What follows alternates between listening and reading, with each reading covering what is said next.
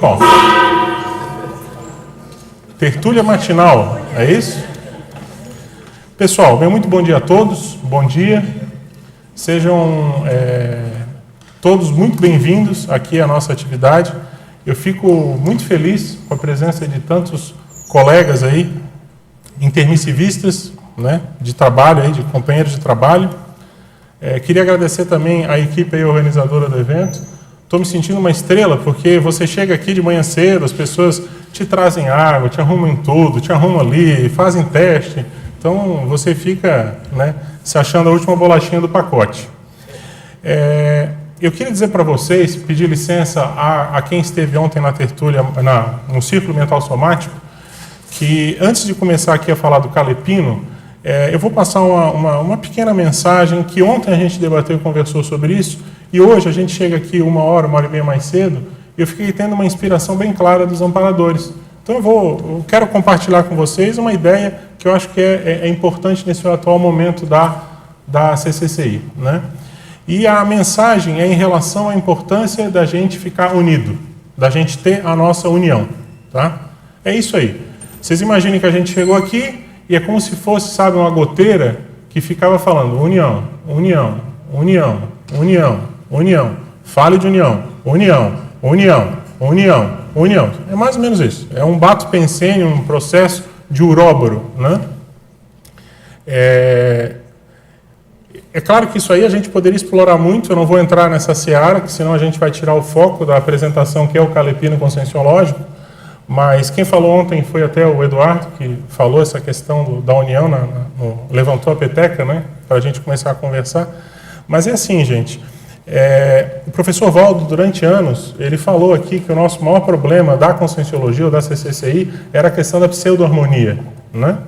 E ele chegou a inclusive, escrever um verbete da enciclopédia da Conscienciologia sobre esse tema, né? Lembrando, para as pessoas entenderem mais, lembrando isso aí. E muita gente não sabe ou esquece, né, que ele escreveu também um verbete que é o maior antídoto à pseudo-harmonia, que é a questão da interconfiança. Existe um verbete sobre interconfiança. Se você confia nas pessoas, você reduz muito o ruído, a pseudo-harmonia. Porque o que está acontecendo hoje que eu vejo? A gente está precisando zerar um pouco as nossas relações interconscienciais.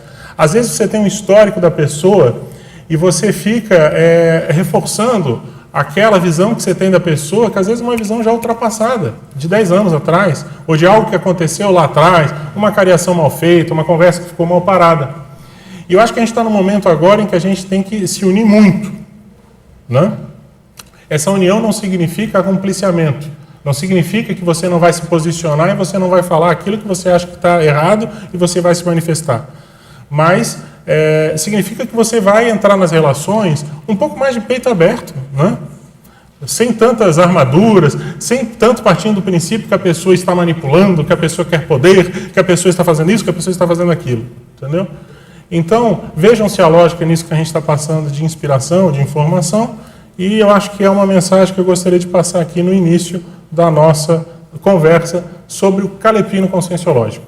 Ok? Gente, sintam-se à vontade, né? Conforme a instrução que a gente recebeu, para fazer pergunta a qualquer momento. Eu vou conduzindo aqui.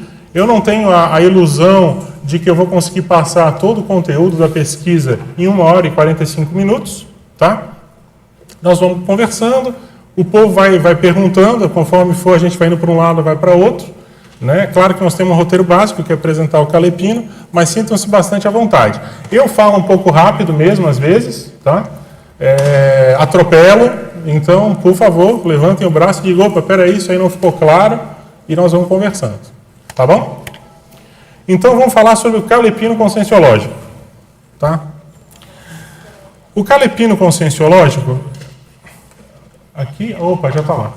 Muito obrigado. Eu quero dizer que eu estou tentando me adaptar às novas tecnologias. Eu sei que tem gente que trabalha bem com isso, mas eu sou de outra era. Eu chego aqui, falo e não uso isso, entendeu? E, inclusive, na hora de mandar, vai e volta, não, PDF, desconfigurou, não sei o quê. Mas quarta-feira estava tudo certinho, né? Estava já entregue. Então, tá bom. Gente, calepino, muita gente me perguntou assim, mas o que é calepino, né? Que palavra é essa? Na verdade, isso é uma palavra dicionarizada, tá? É uma palavra que, se você for olhar lá no Wise, tem no Wise, tem em outros dicionários, Aureliano, etc. E ele tem duas acepções básicas. O calepino pode ser uma lista ou compilação ordenada de palavras, vocabulário, um dicionário ou um léxico, ou pode ser também um livro ou caderno de anotações ou de consulta. E aí vale qualquer tipo de situação, pode ser calendário, pode ser agenda, né? Então essas são as duas acepções básicas de calepino. É claro que no contexto dessa apresentação, dessa pesquisa que a gente está apresentando aqui hoje, a gente quer mais dar esse enfoque do caderno de anotações, tá? Etimologia. A origem da palavra calepino vem do antroponímico Ambrogio del Conte di Calepio, monge italiano, autor de um dicionário de latim muito conhecido e utilizado por séculos, traduzido para diversas línguas europeias, que com o tempo tornou-se sinônimo de vocabulário grande. Tá? Então, na prática é o seguinte, existe esse monge aí italiano, ele era da ordem augustiniana, e ele elaborou lá uma compilação, por volta do ano de 1500, de palavras em latim e fez como se fosse um dicionário. Ele não concluiu isso em vida, né? E o fato é que, então, isso foi terminado pelos colegas dele monges, né? Mas se tornou um dicionário de referência. Ele, se você olhar ali a história, isso tem na Wikipedia, não brasileira, mas principalmente a Wikipedia inglesa, você vê que tem toda a história, tem lá os 18 publicações que foram feitas, né, versões diferentes de dicionário. E o que acontece? Como naquela época você não tinha assim uma fartura de livros como tem hoje, a pessoa carregava aquele dicionário embaixo do braço, muitas vezes aquele dicionário ela ia anotando ali palavras em outras línguas, ela ia fazendo as suas anotações pessoais. E com o tempo, então, aquele livro era tão referência que acabou se tornando sinônimo de um bloco de anotações.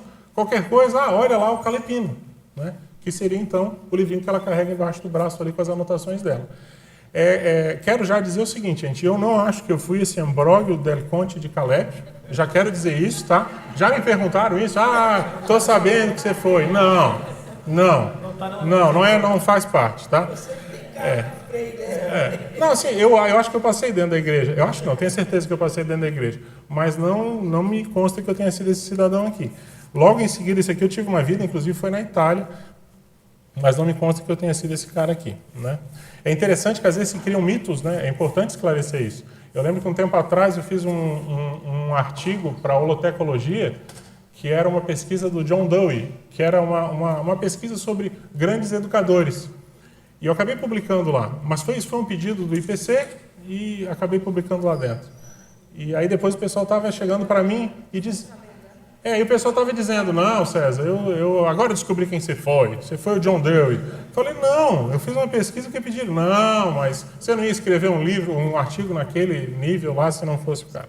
Mas tudo bem. Então, gente, trazendo esse conceito de calepino conscienciológico, quer dizer, de calepino para a questão da conscienciologia, a gente, então, apresenta a ideia do calepino conscienciológico. O calepino conscienciológico é, portanto, o caderno ou livro de anotações do estudante de conscienciologia, destinado à consulta dentro de uma compilação ordenada, assemelhando-se dessa forma a léxico especializado como fruto de suas pesquisas incessantes, né? Então, na prática, o que acontece? Todos aqui têm o seu bloco de anotações. Confere isso, a grande maioria aqui tem o seu bloco de anotações. Pode ser lá um arquivo do computador, onde a pessoa arquiva tudo bonitinho, as ideias que tem. Pode ser um livro que ela anota tudo. Pode ser folhas separadas, é a técnica que eu utilizo, né? Anotar em folhas, uma separada da outra. Mas o fato é que todo mundo tem um bloco de anotações. Daquelas ideias que ela julga as mais importantes, as mais sérias, que são as ideias que ela acha relevantes, que mexem com ela, ou que ela acha que pode ser útil para a pesquisa dela. Então, o que acontece? O que a gente observa? Muitas vezes, os amparadores estão lá, sei lá, tentaram 10 vezes passar uma determinada informação relevante, crítica para a pessoa. Lá pela 10ª vez, de repente, o professor Valdo falando, caiu a ficha finalmente, completou a ligação, a pessoa entendeu aquela ideia, aí ela anota. E aquilo ali, poxa, tem um impacto enorme para ela naquele momento. E o que a gente observa? Muitas vezes aquela ideia, ela reverbera durante alguns dias. 1 semana, 2 semanas, 3 semanas, mas com o tempo, vagarosamente, aquela ideia deixa de reverberar. Ela meio que esquece. E com o tempo, aquela anotação, ela se soma a um monte de anotações que ficam lá no meio das outras anotações dela e meio que perdidas no tempo e no espaço. Tá? Então, quando a gente fala de calepino conscienciológico, por que a gente trouxe esse tema aqui? Só sobre esse detalhezinho, gente, eu acho que eu seria capaz de fazer uma tertúlia inteira só sobre o porquê de escolher esse tema para trazer aqui. Mas indo já direto aos finalmente, à conclusão que eu cheguei, a impressão que me dá é a seguinte, eu estava falando isso antes de começar a tertúlia. Mais do que o professor Valdo, que ficou aqui durante mais de década, falando um monte de coisa, falando inclusive para a gente se unir, diminuir a pseudo-harmonia, não virar cara um para o outro, manipulação de pessoas, aumentar a cultura democrática, seja o que quer que seja. Mais do que ele falou, a gente não vai conseguir, entendeu? Ficar aqui falando de novo. E o fato é que as pessoas têm acesso a essa informação. Só que o que é necessário, na minha cabeça, nesse momento agora, após a soma do Valdo, é a pessoa parar para refletir, para ir lá buscar esse repositório. Porque eu acho que nós vamos demorar muito tempo para ficar digerindo tudo aquilo de informação que ele deu. É como se ele tivesse lançado as bases do negócio, ele fez a pedra fundamental, que está ali enterrada. Né? É claro que de nós vai surgir ideias, ver pontos, vai surgir, não há dúvida.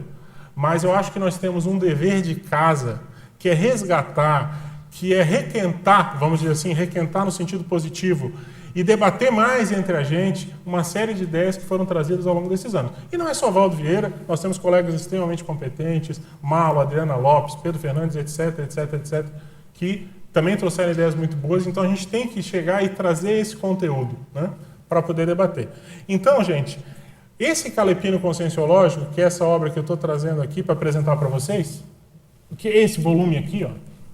Esse volume aqui, que já foi entregue na Editares e foi entregue essa semana, que é um tratado com 1.500 páginas, 1.566 páginas, na verdade, uma parcela da pesquisa que eu estou começando a apresentar aqui hoje, e que eu quero dizer, isso aqui, de certa forma, é uma homenagem e é uma maneira de resgatar e é a minha contribuição daquilo que eu vi de melhor na conscienciologia desde que eu entrei nela. Entendeu? Então, assim, eu comecei a conscienciologia, para ser mais exato, em fevereiro de 1988, quando o professor Valdo foi dar uma palestra dentro da Federação Espírita Catarinense, um mês depois da criação do IPC. E de lá para cá eu nunca parei. Sempre fui constante em tudo. Eu acompanhei, fiz cursos. Então, uma coisa que me incomodava muito era o quê? Tem um monte de anotação, tem um monte de ideia, mas está tudo anotado, tudo guardado e tudo meio solto. Então, o que eu fiz basicamente nos meus últimos 10 anos? Eu fiz uma extensa pesquisa de organizar, de dissecar todo o meu material. Para isso, eu tive que instituir uma rotina de turno intelectual não inferior a 6, 7 horas diárias. Muitas vezes foram 10, 14 horas. Esse é o trabalho dedicado para o aspecto mental somático. Eu não estou aqui incluindo o tempo de ficar atendendo na IEC todo dia das 4 às 6 horas, nem estou incluindo aqui o tempo para construir esse tertuliário, para construir a Leia dos Gênios, para construir o discernimento, para fazer a Asa Sul, fazer a Asa Norte, para comprar terreno e para tocar todos os projetos e a demanda política que existe. Estou falando só de sentar a bunda na cadeira e refletir, e ler, e pensar, e dissecar com compromisso comigo mesmo de não deixar uma vírgula de fora. Eu procurei não deixar uma vírgula de fora de tudo aquilo que eu achava mais importante. Então vamos entender bem isso. Eu comecei essa pesquisa, eu vou contar um pouco para vocês entenderem, porque isso você não brota de uma hora para outra. Você chega assim, está aqui e apresenta um negócio desse. Não, você tem uma história para contar. Então assim, se eu for, posso contar desde o início, mas eu vou simplificar um pouco. Em 94, o professor Valdo foi dar em Florianópolis um curso avançado. Acho que muita gente aqui é da época do curso avançado, né? E na época ele apresentou a ideia dos megapensenes trivocabulares. Na época era o máximo. Ele falava que era a linguagem que se aproximava o conscienciês, que você melhoraria sua retinalidade pensênica, que você se comunicaria muito melhor, que você acessaria tudo, entendeu? Ele botou tanta pilha, né, de que todo o pensamento do cosmos podia ser simplificado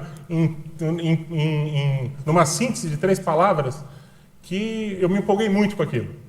E ele fez um convite no curso avançado. Gente, quem quiser me ajudar a escrever sobre megapensenes, criem megapensenes, mandem para mim, e eu vou ficar muito feliz com isso. E o fato, então, é que a gente começou em 94 essa pesquisa, eu não tinha ainda um nível de auto-organização muito grande, 94, 95 consegui trabalhar, eu era coordenador de Florianópolis, 96 praticamente as pesquisas pararam, final de 96 eu consegui comprar o meu primeiro notebook, parcelado, uma dificuldade, era muito dinheiro, se era estudante, não tinha dinheiro. Eu sei que tem um monte de colega aqui que também passou por um perrengue violento para também adquirir seu primeiro computador, etc. Em 97 começou a melhorar, e aí foi, 98, 99, A grande guinada se deu quando em 2005 foi fundada a IEC e eu me mudei aqui para Foz do Iguaçu. A grande guinada foi essa. Porque você corta um pouco daqueles laços, daquelas ligações que você tem, das vezes aquelas rotinas que você já está meio acostumado, e você começa a estabelecer uma nova rotina de vida. Então, gente, eu estou tentando simplificar aqui uma década de história, tá? Eu posso, assim, eu estou dando uma comprimida, que daria para eu ficar falando muito sobre isso, sobre diversos vieses, inspirações e um monte de coisa que aconteceu. Mas o que acontece? Em 2005 eu vim para cá, e eu comecei a ter uma rotina muito prussiana. Eu tirei para mim que eu me sentia muito mal do professor Valdo ter publicado os tratados e já ter passado muitos anos eu não ter dissecado de forma adequada os tratados.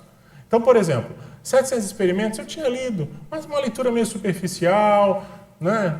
Sem muito... projeciologia também tinha lido, mas para preparar as aulas, não era uma leitura sistemática assim, daquela que tu disseca tudo.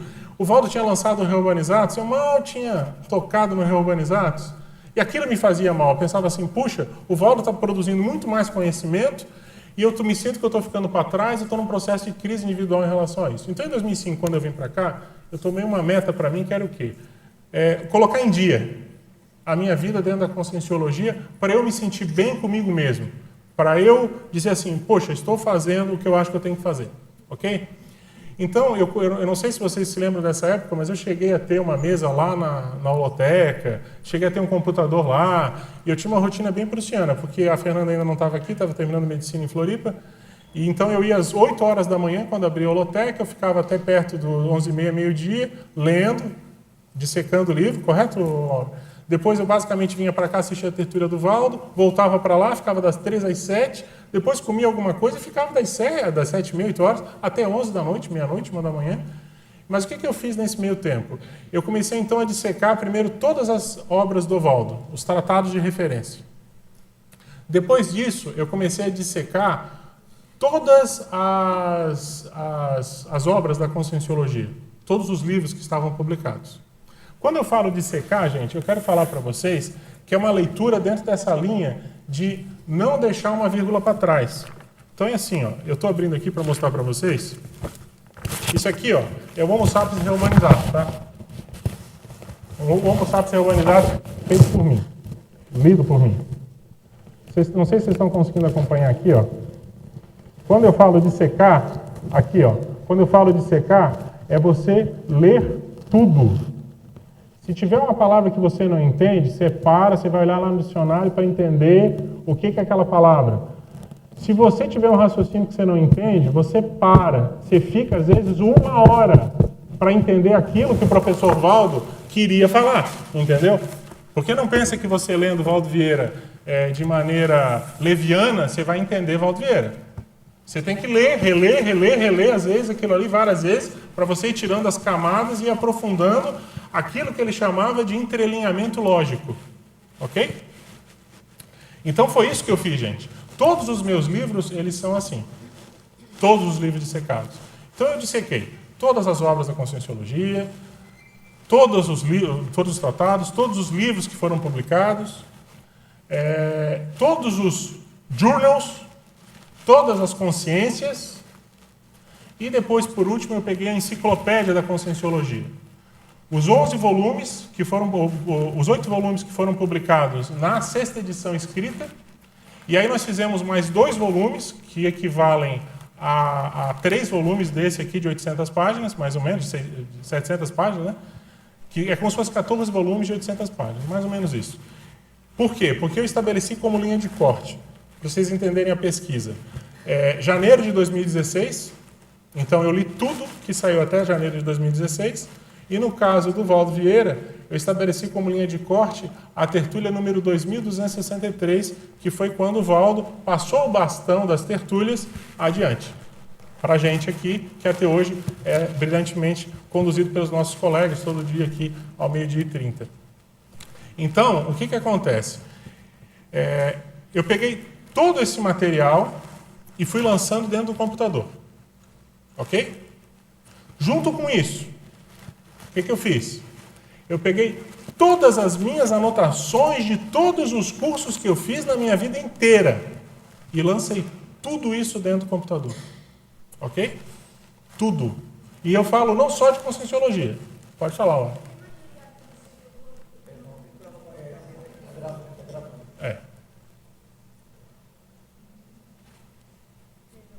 Sim. Exatamente que material você jogou no computador? O que você sublinhou, o que você entendeu? Isso, tá. Isso. Então, assim, ó, o que acontece? Muito importante essa pergunta que você está fazendo. Quando eu comecei a digitar Mega Pensenes Trivocabulares.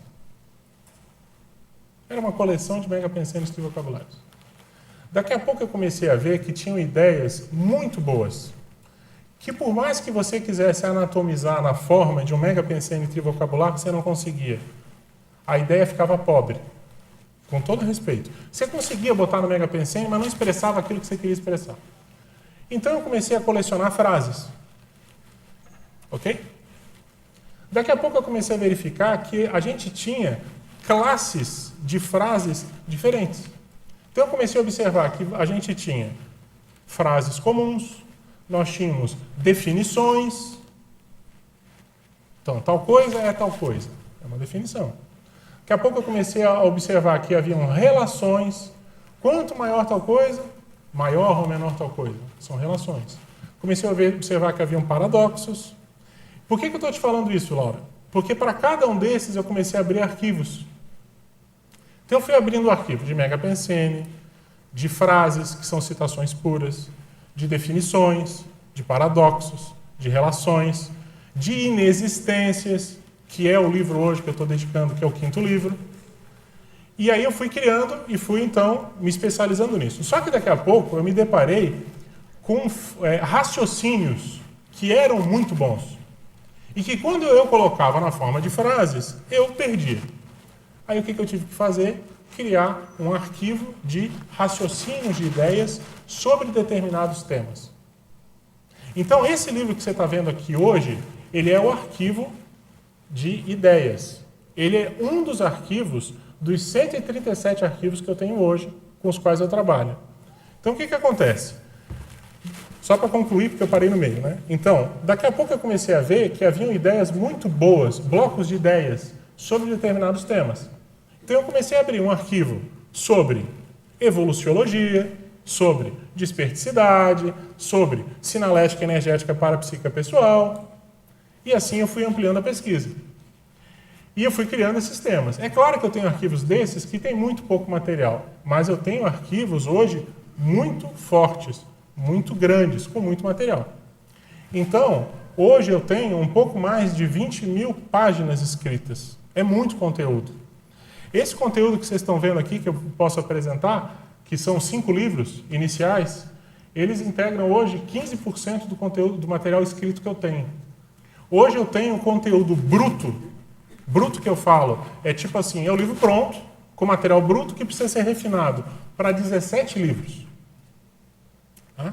E aí depois eu tenho que fechar. De tratados, eu tenho eu tenho o tratado de perguntas, que é como se fosse, eu não posso dizer que é uma ampliação do conscienciograma, porque o conscienciograma, ele é muito erudito.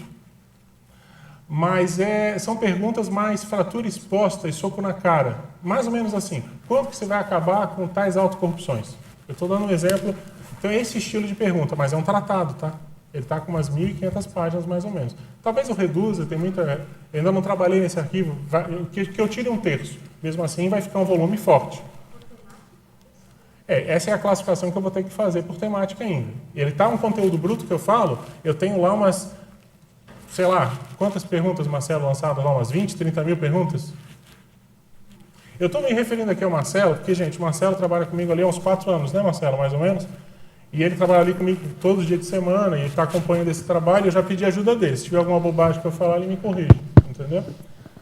Mas, então é isso, esse é um segundo tratado. Existe um terceiro tratado que eu acho muito sério, que são os princípios que regem as especialidades da Conscienciologia. Eu consegui coletar mais de 20 mil princípios. Então, da mesma forma que você tem as leis de Newton, tipo assim, 2 corpos não podem ocupar o mesmo lugar ao mesmo tempo, você tem as leis que regem cada especialidade. Você pega ali o Losch, né? Toda proexis é adaptável ao contexto, você pode redigir, mas o cerne é esse, que a proexis é adaptável. Esse é um princípio da proexologia. Então, o que a gente fez? A gente coletou mais de 20 mil princípios que regem as especialidades. É claro, mas claro, veja bem, eu vou repetir, a gente dissecou a obra da Conscienciologia, tudo escrito, e o que eu fiz também foi pegar todas as tertúlias do Valdo, as 2.263, e escutar e dissecar tudo. Ok? Uhum. Então é assim, é um trabalho hercúleo. É um trabalho que eu demorei mais de uma década, na verdade. Trabalhando com turno intelectual, sério, pesado, todo dia, 6, 7 horas. Eu sei que muita gente não conhece esse meu ego. Muita gente me via como tocador de obra. Ah, o César toca, fala, isso, aquilo. Mas, gente, hoje, o que eu sinto, tá? Eu vou dizer para vocês, óbvio, quem ganhou mais com isso fui eu. Hoje eu tenho uma visão de conjunto da Conscienciologia, e é uma pena que você não consegue gravar tudo. Sua memória não tem como, é muita informação. Você pega as 2.000 tertúlias do Valdo, você não consegue. Mas você pega uma visão de conjunto enorme, né? A gente vai ter, por exemplo, um curso que a gente vai fazer agora em maio, né, Mauro? Sobre o Cristo espera por ti. Foi solicitado, fazer uma compilação do que o Valdo falou de Cristo espera por ti. Você viu que em 24 horas eu consegui dar uma relação de todas as tertúlias que o Valdo falou do Cristo espera por ti. Todas. Ok? Então é assim, vocês imaginem o que é você pegar um tema e você, de repente, ter acesso a todo o conteúdo daquilo ali. E aquilo tinha uma previsão de conjunto. O Valdo mesmo, no Cristo espera por ti, é um absurdo. Ele fala numa que o Balzac escreveu o livro para poder reconciliar ou reativar a questão com a mãe dele, com a Aristina, que está na Finlândia. Aí você começa a juntar uma coisa com a outra, com a outra, com a outra, com a outra, daqui a pouco você está com uma visão de conjunto que extrapola, né, foge. Alguém queria fazer uma pergunta? Eu queria saber, César, a sua pesquisa pelo draft aqui que foi fornecido para a gente, está só a pesquisa ipsis literis, né? No seu livro, você aprofundou alguma temática ou você só colocou o que foi exatamente falado pelo Valdo? O que acontece? O livro está aqui, ó, gente. Tá? Esse aqui é o livro, tá? Estou mostrando aqui, ó, para vocês terem uma ideia. Ele lembra muito o estilo do Lex Studiorum Pensatas. Tá? O que acontece? Eu pego o raciocínio sobre determinado tema, que pode ser, então, uma citação escrita. Daqui a pouco eu vou apresentar os dados do Calepino. Pode ser uma citação escrita, como pode ser fonte oral. E classifico aquilo ali dentro de um tema. Por exemplo, evoluciologia. Isso. Só que esse aqui é um artigo do 137. Tá? Então, o que acontece? Você pega ali um bloco de ideias sobre evoluciologia. E eu vou colocando ali dentro. Então, você vai ter citação de Valdo, do Homo sapiens Reubanizatus, por exemplo. Você vai ter fala da Adriana Lopes, de Tertúlia. Você vai ter Everaldo Bergonzini, dentro lá do TENEPS, do livro, que foi organizado pela Marina e pelo Antônio. Você vai ter um material de consciência. Você vai ter um universo de coisas de tudo quanto é lado. E eu vou lançando ali um embaixo do outro. Respondi? Entendi. Então, você próprio, César Cordioli, não aprofundou nenhuma tema, você compilou, né? Isso. É isso? Tá bom. Agora, o que acontece? Esse livro aqui, ele é um livro... eu vou dizer como é que eu organizei a pesquisa. Cada um vai ter o seu critério da sua pesquisa que for fazer, mas é assim. Eu tive um critério que eu lancei no Calepino somente ideias retiradas desse contexto, ou citação escrita ou sala de aula.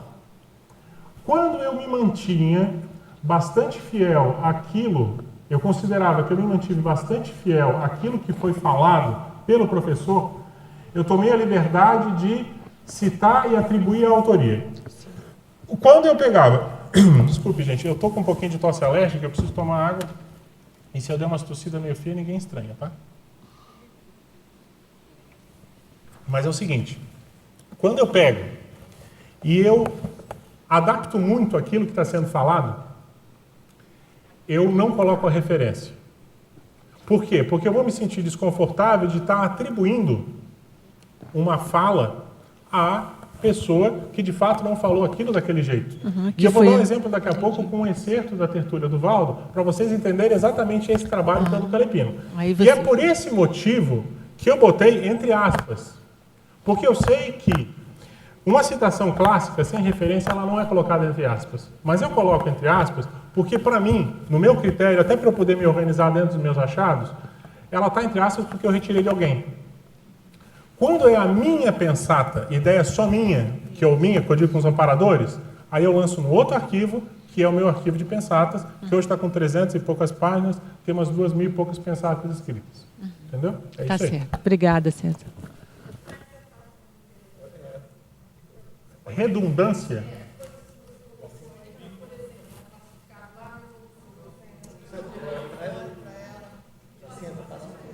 Me explica de novo a pergunta, vamos lá. Você tem 130 e poucas classificações. Isso. Essa daí é uma. Isso. Foi assim. Isso. Só que tem coisas que você coloca aí que poderia ter sido classificado nas claro. outras. Como é que você faz para... Não, Então quando fica lá e fica cá? Quando eu acho que é pertinente, eu jogo no outro arquivo. E tira daquele? Não, assim, ó.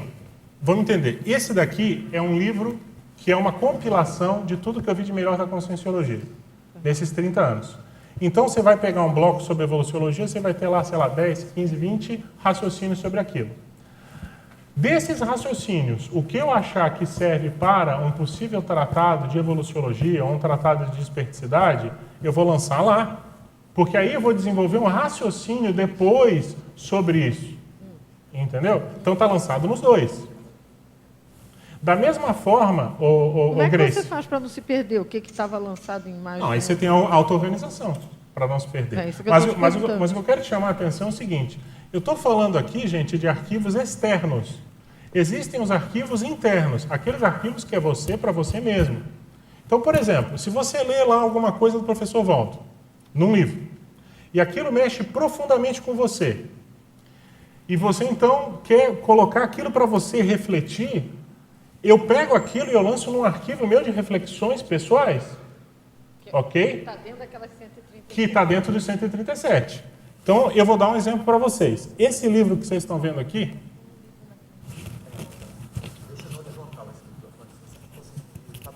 Tá bom?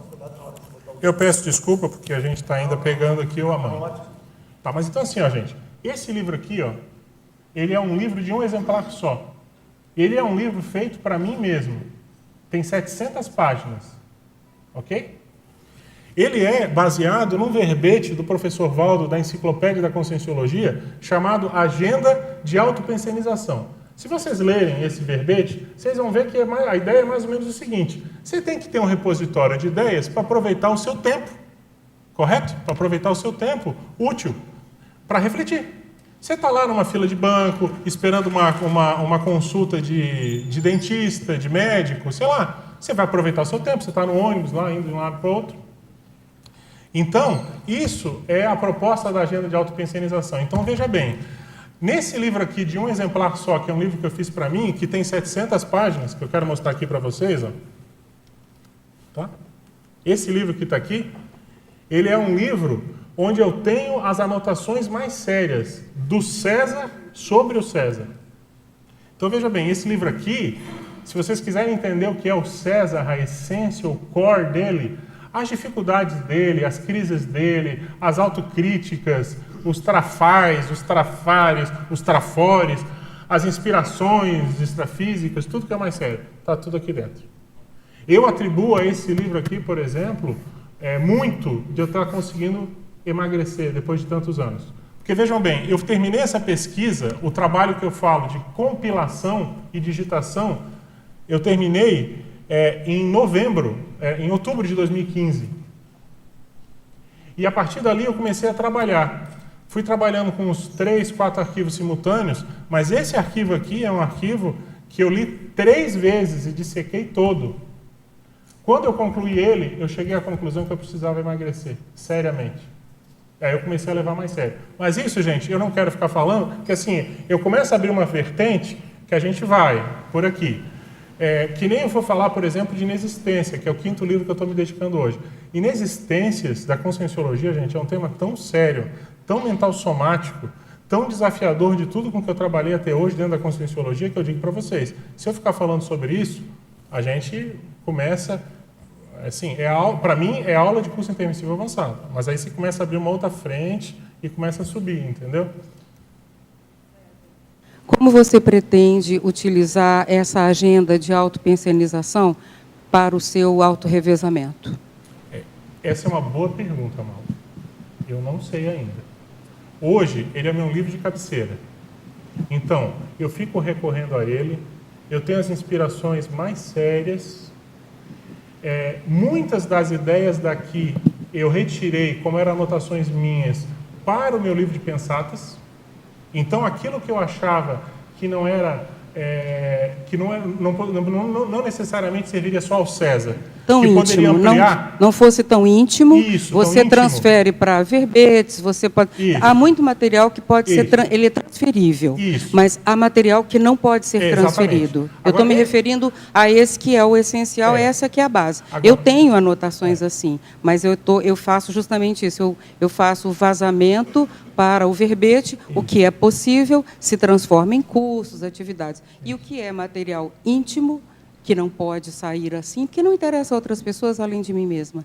Então, é esse que é o revezamento, que eu vejo assim, o ponto crítico de como deixar isso sem confiar só na holomemória futura. Isso. Eu vou te dizer, eu tenho uma ideia, mas isso é lá para frente. Talvez lá na frente eu faça um livro do César para o César mesmo. Onde eu vou tentar botar de maneira cifrada, da mesma forma que o Valdo colocou no Projeciologia, uma série de mensagens para ele. Que depois que você começa a ler, você começa a pegar a manha. Ele joga lá no meio do Projeciologia. Uma pessoa, um parágrafo do nada. Uma pessoa, por exemplo, pode ter ressomado nesse local, nesse local, nesse local, nesse local. Então ele dá o nome de 5 cidades num parágrafo solto dentro da obra. Está na cara que aquilo ali é uma dica dele para ele mesmo, confiando que ele vai acessar aquele livro e ele vai ter inspiração. Vive nesse lugar. Entendeu? Isso é encriptação. Mas assim, eu não tenho hoje claro para mim, porque hoje eu estou numa etapa que é o seguinte, é tentar botar para fora todo esse material, esse conteúdo que eu produzi ao longo de uma década. Então, eu estou com uma missão meio assim já, né? E fora isso, você tem que manter a IEC, o hotel, que é 24 horas, que se não fosse o Everaldo a gente não conseguiria. Né? O Everaldo é que assume mais o projeto, né? Na verdade. Mas assim, você tem hotel, você tem a rádio, que a gente está pensando seriamente em adquirir agora, você tem o discernimento, que a gente consegue manter por causa da Grace, mas está lá, você tem, né, o Vila Florato, que tem que entregar agora em abril, o Asa Sul, que já era para estar entregue, mas vai estar entregando mês que vem. Então assim, você tem que, além de você ficar se dedicando à pesquisa mental somática, você tem que sustentar aquelas frentes que você é responsável e você não pode tirar o seu da reta, né? Então, hoje eu estou dentro dessa meta. Um livro por vez. Eu vou fechar as inexistências. Depois das inexistências, eu vou trabalhar ou no de perguntas ou no de princípios, né? Talvez eu aborte essa ideia aqui, do Valdo Vieira, de A a Z. Talvez eu aborte. Talvez eu já pegue direto o meu dicionário de definições e faça as definições como um todo. Que aqui tem 3.500 definições do Valdo, entendeu? E a ideia que era ser o volume 1 e criar um volume de citações do Valdo, que é isso que o Marcelo está trabalhando hoje. Então nós teremos o volume 1 e o volume 2. Mas se qualquer coisa a gente pega e amplia isso e faz logo um dicionário, um tratado, um negócio maior e dê para bola. Mas isso aqui era para mim, era porque era tipo uma homenagem, entendeu? Mas beleza, vamos adiante. César, aqui. Você desenvolveu pangrafia nessas obras? E se positivo, como é isso? Explica pra gente. Carla, assim, a pangrafia, eu sempre tive muito respeito por esse processo. Porque eu entendo que é uma questão mais cosmovisiológica. É uma junção de vários fenômenos juntos. Então, é claro, quando você vai escrever uma obra desse volume, nesse contexto aqui, você sente ali a inspiração dos amparadores, ocorrem determinados fenômenos, determinadas expansões. Assim, raríssimas vezes, mas algumas vezes eu achei que haviam até evoluciólogos, ou o transmentor estava ali orientando determinada uma ideia ou outra, entendeu? Então, é claro que se eu quiser dizer que isso é um percentual de pangrafia, eu posso dizer que é. Mas eu vou te dizer, eu acho que isso aqui é muito mais ainda esforço de suor do que uma pangrafia no conceito robusto de pangrafia que eu entendo, que é aquele negócio mais veterano, onde você já conversa com os amparadores, você debate ideias, você sai fora do corpo, um processo mais avançado. Mas, claro, há um percentual, você não vai produzir um tratado de 1.500 páginas dele sozinho, com o nível de ideia que tem aqui dentro, de inspiração, entendeu? Então, claro, há fenômenos, e aí eu teria que ter tempo para contar toda a história de produção de um livro, né, que é um arquivo dos 137. Porque, gente, os arquivos são, eu que trabalho com eles, é a minha cachaça, como se fala, né? Mas, assim, é muito material. Eu tenho um arquivo, por exemplo, de experiências parapsíquicas pessoais, que é um arquivo só de experiência top, de tudo que vocês imaginarem. Está lá. Eu tenho um arquivo das reflexões pessoais, que é esse aqui, Agenda de Autopensionização. Eu tenho um arquivo que é a minha pesquisa de Bernardo Sayão. Agora, veja bem, dentro do Bernardo Sayão eu tenho o Bernardo Sayão propriamente dito, que é o quê? Ir lá, entrevistar as filhas, os 6, 7 filmes que tem dele, as 4.000 fotos, Bernardo Sayão. Mas você tem, eu tenho um arquivo sobre personalidade consecutiva, que é algo mais amplo, que é uma pesquisa sobre personalidade consecutiva, que é diferente de um arquivo que eu criei sobre retrocognição, que no fundo pode tudo se mesclar, mas são nuances ou vieses diferentes que você, então... O que eu quero dizer é o seguinte, gente. Qual é o objetivo de eu estar trazendo um calepino desse aqui hoje? É dar um exemplo de uma autopesquisa, procurando inspirar as pessoas para que também organizem os seus achados. Isso para mim é a essência dessa aula aqui. Se a gente conseguir hoje aqui no final dessa aula, as pessoas se sentirem inspiradas a ir para suas casas e rever um pouco lá as suas anotações, organizar, dar um sentido mais útil, uma destinação para isso, nossa, já vai ter valido muito a pena. Para mim esse era o objetivo dessa aula aqui. E assim, cada um vai criar sua metodologia. E a pessoa vai ver o quê? Eu sei que tem um monte de gente querendo falar, só deixa eu fechar esse raciocínio e já passo a palavra. Então assim, o que é muito importante? A pessoa vai começar a ela estabelecer quais são os temas que ela tem interesse, então ela vai começar a abrir os arquivos, ela vai ver o arquivo das reflexões pessoais dela, que pode ser a agenda de autopensionização, ela pode... vocês terem uma ideia da sofisticação da pesquisa que eu tenho, Grace, o arquivo das ideias que eu quero refletir, que é a agenda de autopensionização. E eu tenho um arquivo das ideias que eu já refleti, que são aquelas ideias onde eu concluí, onde, tipo assim, eu tirei da minha agenda de autopensionização e eu coloquei lá no outro arquivo que é tipo assim, sobre isso eu já fechei questão. A minha opinião sobre tal tema ou sobre tal condição é essa. E aí já é a minha síntese daquilo que eu refleti. Então eu tiro da agenda de autopensionização e eu lanço no meu arquivo de já ideias refletidas, entendeu? Você queria falar, Marcelo? Vamos lá. É justamente sobre esse ponto, gostaria de fazer um comentário. Sim. Eu aceitei trabalhar junto com você justamente para atingir esse objetivo. Eu sou autor da Conscienciologia, tenho um livro já publicado. Muitas pessoas já vieram pedir ajuda, de vez em quando vem alguém pedir ajuda, orientação de como começar a escrever. E eu acho que o que você está apresentando aqui é um exemplo vivo do que um pesquisador que quer ser escritor deve fazer. Qualquer escritor experiente sabe, para você publicar 100 páginas de qualidade, não qualquer coisa, mas de qualidade, você tem que ter pelo menos 1.000, 1.500 na gaveta, né? Aquilo ali é o seu repositório, a sua matéria-prima, né, o seu material bruto para lapidação.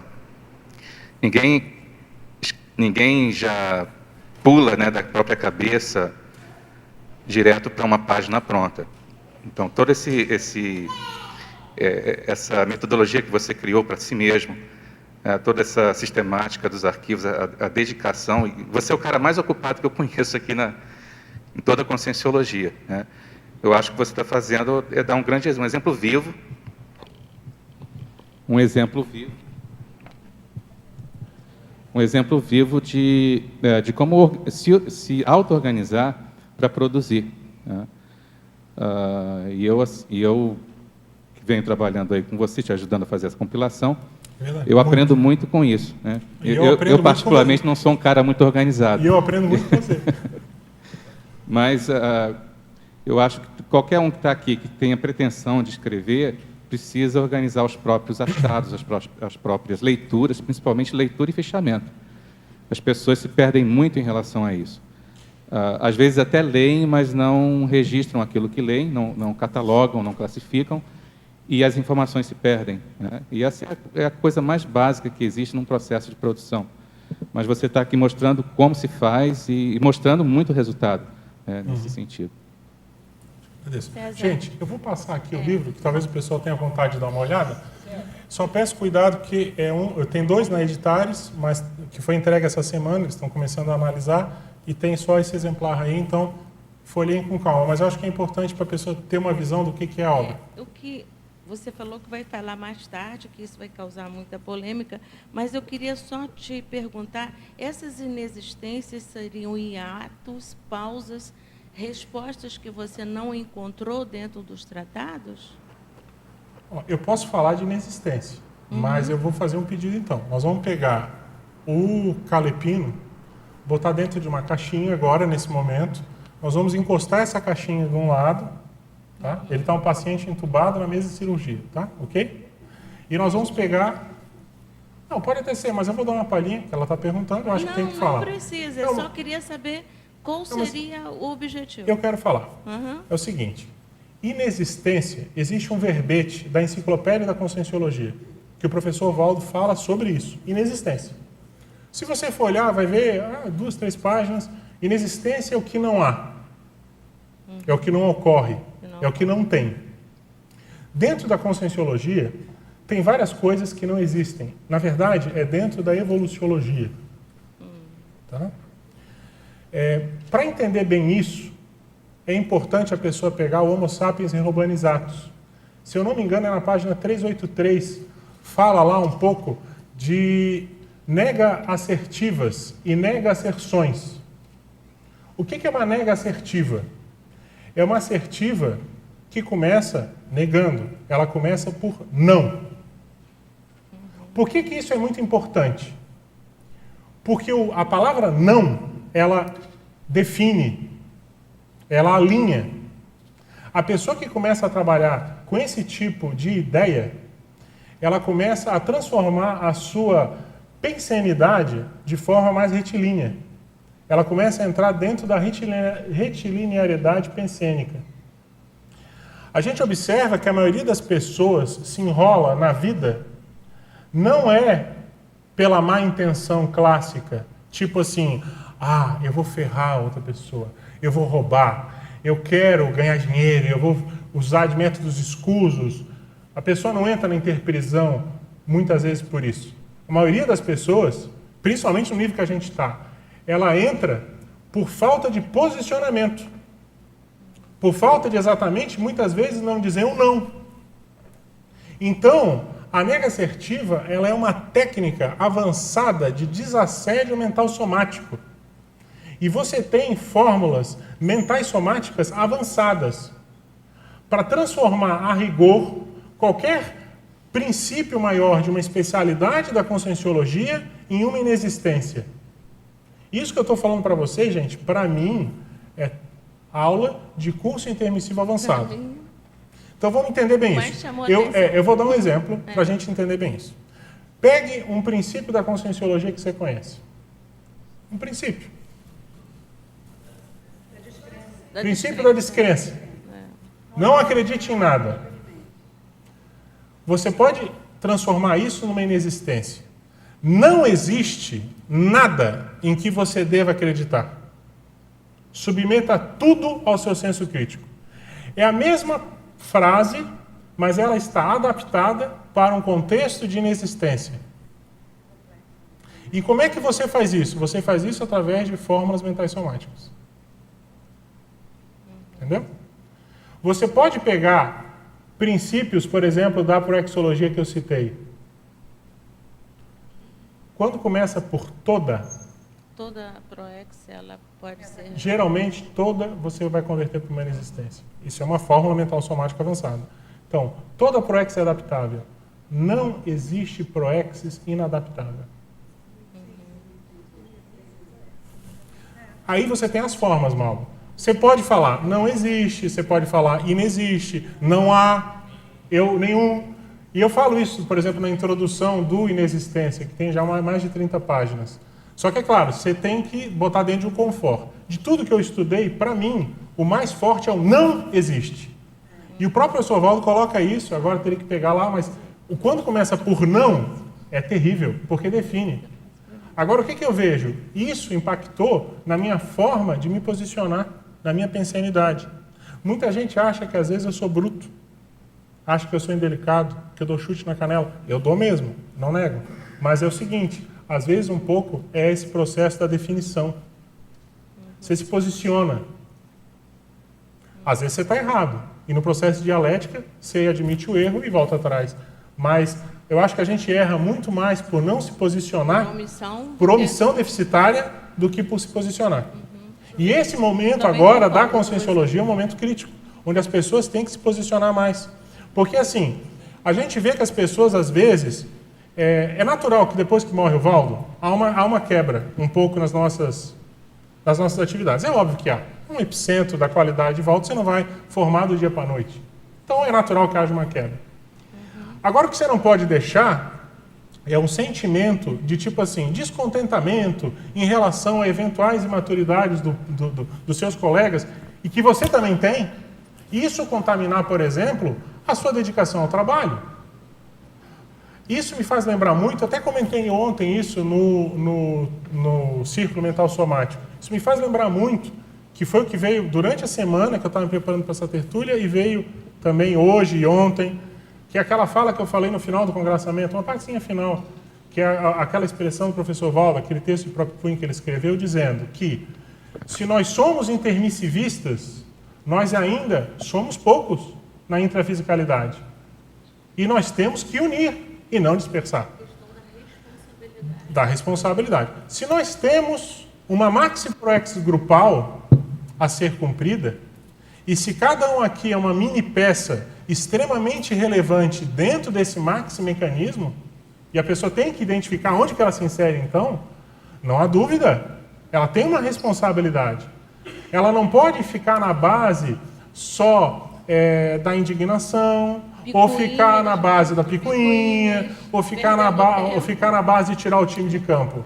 Ela tem que mostrar mais que nunca agora para que ela foi formada, honrar esse investimento. Eu vou falar aqui agora uma coisa que pode parecer polêmica, meu objetivo não é polemizar, também não é, meu objetivo aqui não é convencer ninguém de nada, tá? Mas é uma projeção consciente que eu tive com o professor Valdo Vieira no dia 5 de janeiro desse ano, faz um mês e meio. Gente, submetam ao senso crítico de vocês. Quero dizer para vocês também que desde a morte do Valdo, eu tive com ele eu tive 4 experiências extrafísicas, então não é uma coisa que eu tenho toda hora, todo momento. Sei que isso é um pouco de tabu dentro da conscienciologia hoje, você falar que você se encontrou com o Valdo, viu o Valdo, porque é aquele negócio assim, o Valdo disse que ia trabalhar na África, não ia aparecer nunca, né? Então assim, vamos dar todo esse desconto, tá? Mas vamos olhar a lógica do que eu vou falar. Essa experiência me marcou profundamente. Eu estava lá em Florianópolis, ainda era período pós Réveillon, e nessa experiência a gente estava entre 30 e 40 pessoas que eram, na minha opinião, o core da conscienciologia hoje. Eu não estou querendo com isso desqualificar os demais colegas, mas ali eram as pessoas de peso da conscienciologia. Estava lá Pedro Fernandes, Loche, Dulce Dal, Rosa Nader, eu, Marina. Tinha lá umas 30, 40 pessoas. O professor Valdo estava falando para a gente, passando uma mensagem.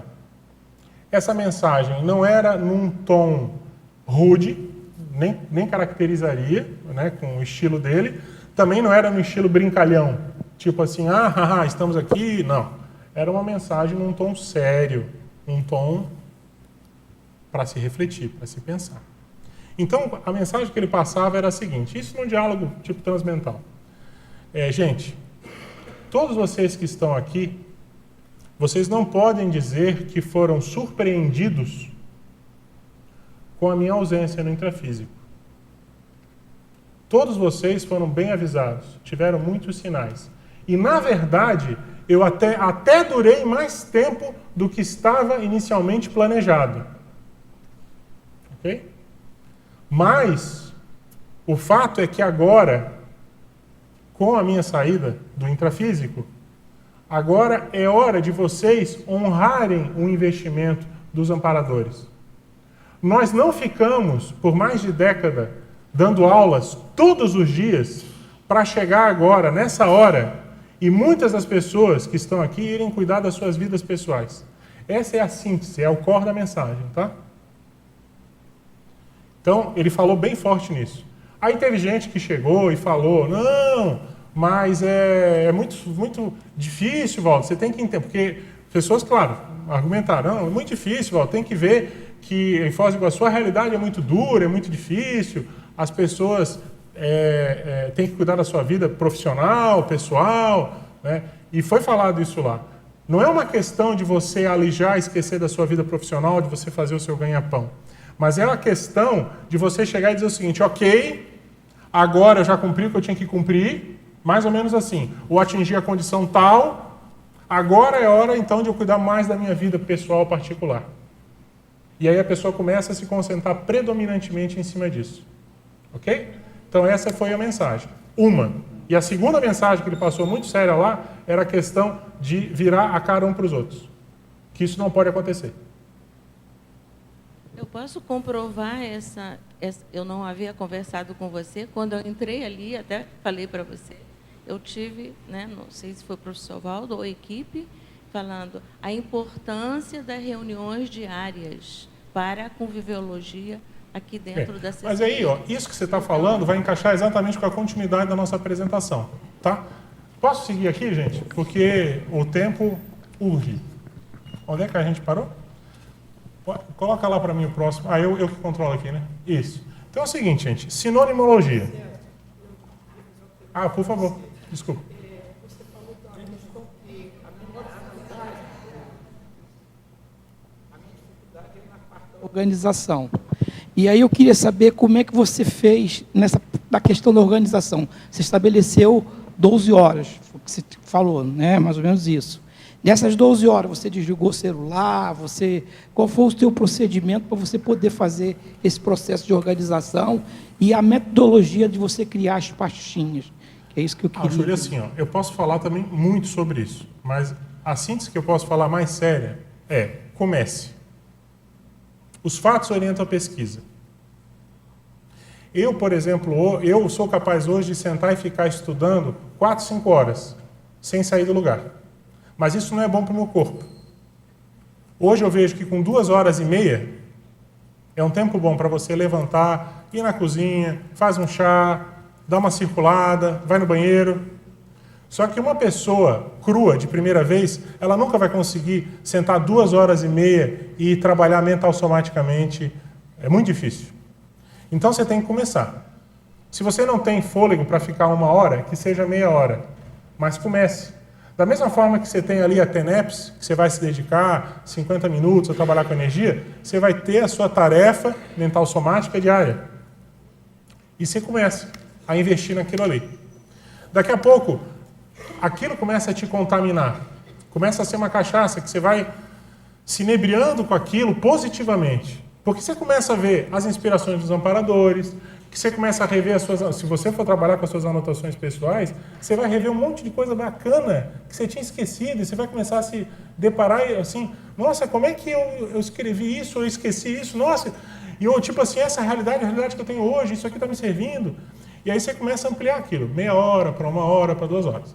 Hoje eu tenho uma metodologia, devido a ter divisão de atenção, que eu não tenho problema nenhum. Eu deixo meu celular ligado. Quem liga para mim de manhã, que é um monte de ligação que eu recebo, eu estou trabalhando automaticamente, eu paro, atendo, volto. Só que é claro, quando eu estou trabalhando com coisas muito sérias, quando eu tenho um amparador ali presente, que eu acho, aí às vezes eu desligo tudo e eu fico focado, ok? Mas eu acho que assim, ó, a maior dica que eu posso te dar, Júlio, é comece. Você vai ver que os fatos vão orientar a tua pesquisa. Em relação, inclusive, à questão da sua auto-organização da sua pesquisa. Você vai ver que você vai ter necessidade de botar um arquivo de suas experiências pessoais, das ideias que você quer refletir, das conclusões que você chegou, do seu livro de credores do grupo kármicos, que são as pessoas que você se sente devedor, e etc, etc, etc. Aquilo começa a ampliar. É inevitável. Você começa a se organizar, as inspirações começam a vir e você começa a categorizar. Tá bom? Mas, gente, vamos continuar então? Alô, César? Sim? Só uma coisa, eu não queria deixar... Aqui, ó, desse lado... Fala aí, Magalhães. Eu só que não queria deixar de falar uma coisa, porque quando você falou sobre a inexistência e você falou sobre posicionamento, a falta de posicionamento e a nega assertiva, eu fiquei pensando aqui, como seria bom ter um curso sobre isso. Eu não sei se você chegou a pensar, mas eu deixo aqui uma dica. Não sei se você pensou sobre fazer exatamente um curso sobre esse tópico. Eu teria que fazer. Talvez, quando a gente tiver o livro pronto, que esse livro das inexistências, eu terminei a classificação. Como eu estava com 4.400, hoje eu quero publicar ele com 5.000. Então eu estou com 4.800, eu quero levar para mais 5.300, para na hora da revisão a gente tirar uns 10% ali. Então, assim, eu acho que vai ser inevitável. Na hora que eu tiver ele publicado, a gente pode lançar uma atividade, um curso para explicar mais isso. Mas, assim, lançar agora, eu acho que o livro já está quase pronto. Espera mais um mês, o livro vai estar na Editares, aí a gente vê o que faz. Mas a ideia é boa, tá? Eu pretendo fazer, podemos fazer alguma coisa. Ou dar uma tertúlia dessa daqui sobre sistema. Porque essa falta de posicionamento que você falou, ela pode aí estar atuando negativamente, né, nas nossas proexes. Eu me vejo nesse caso muitas vezes, então por isso eu acho que um curso poderia ajudar muita gente. Tá bom.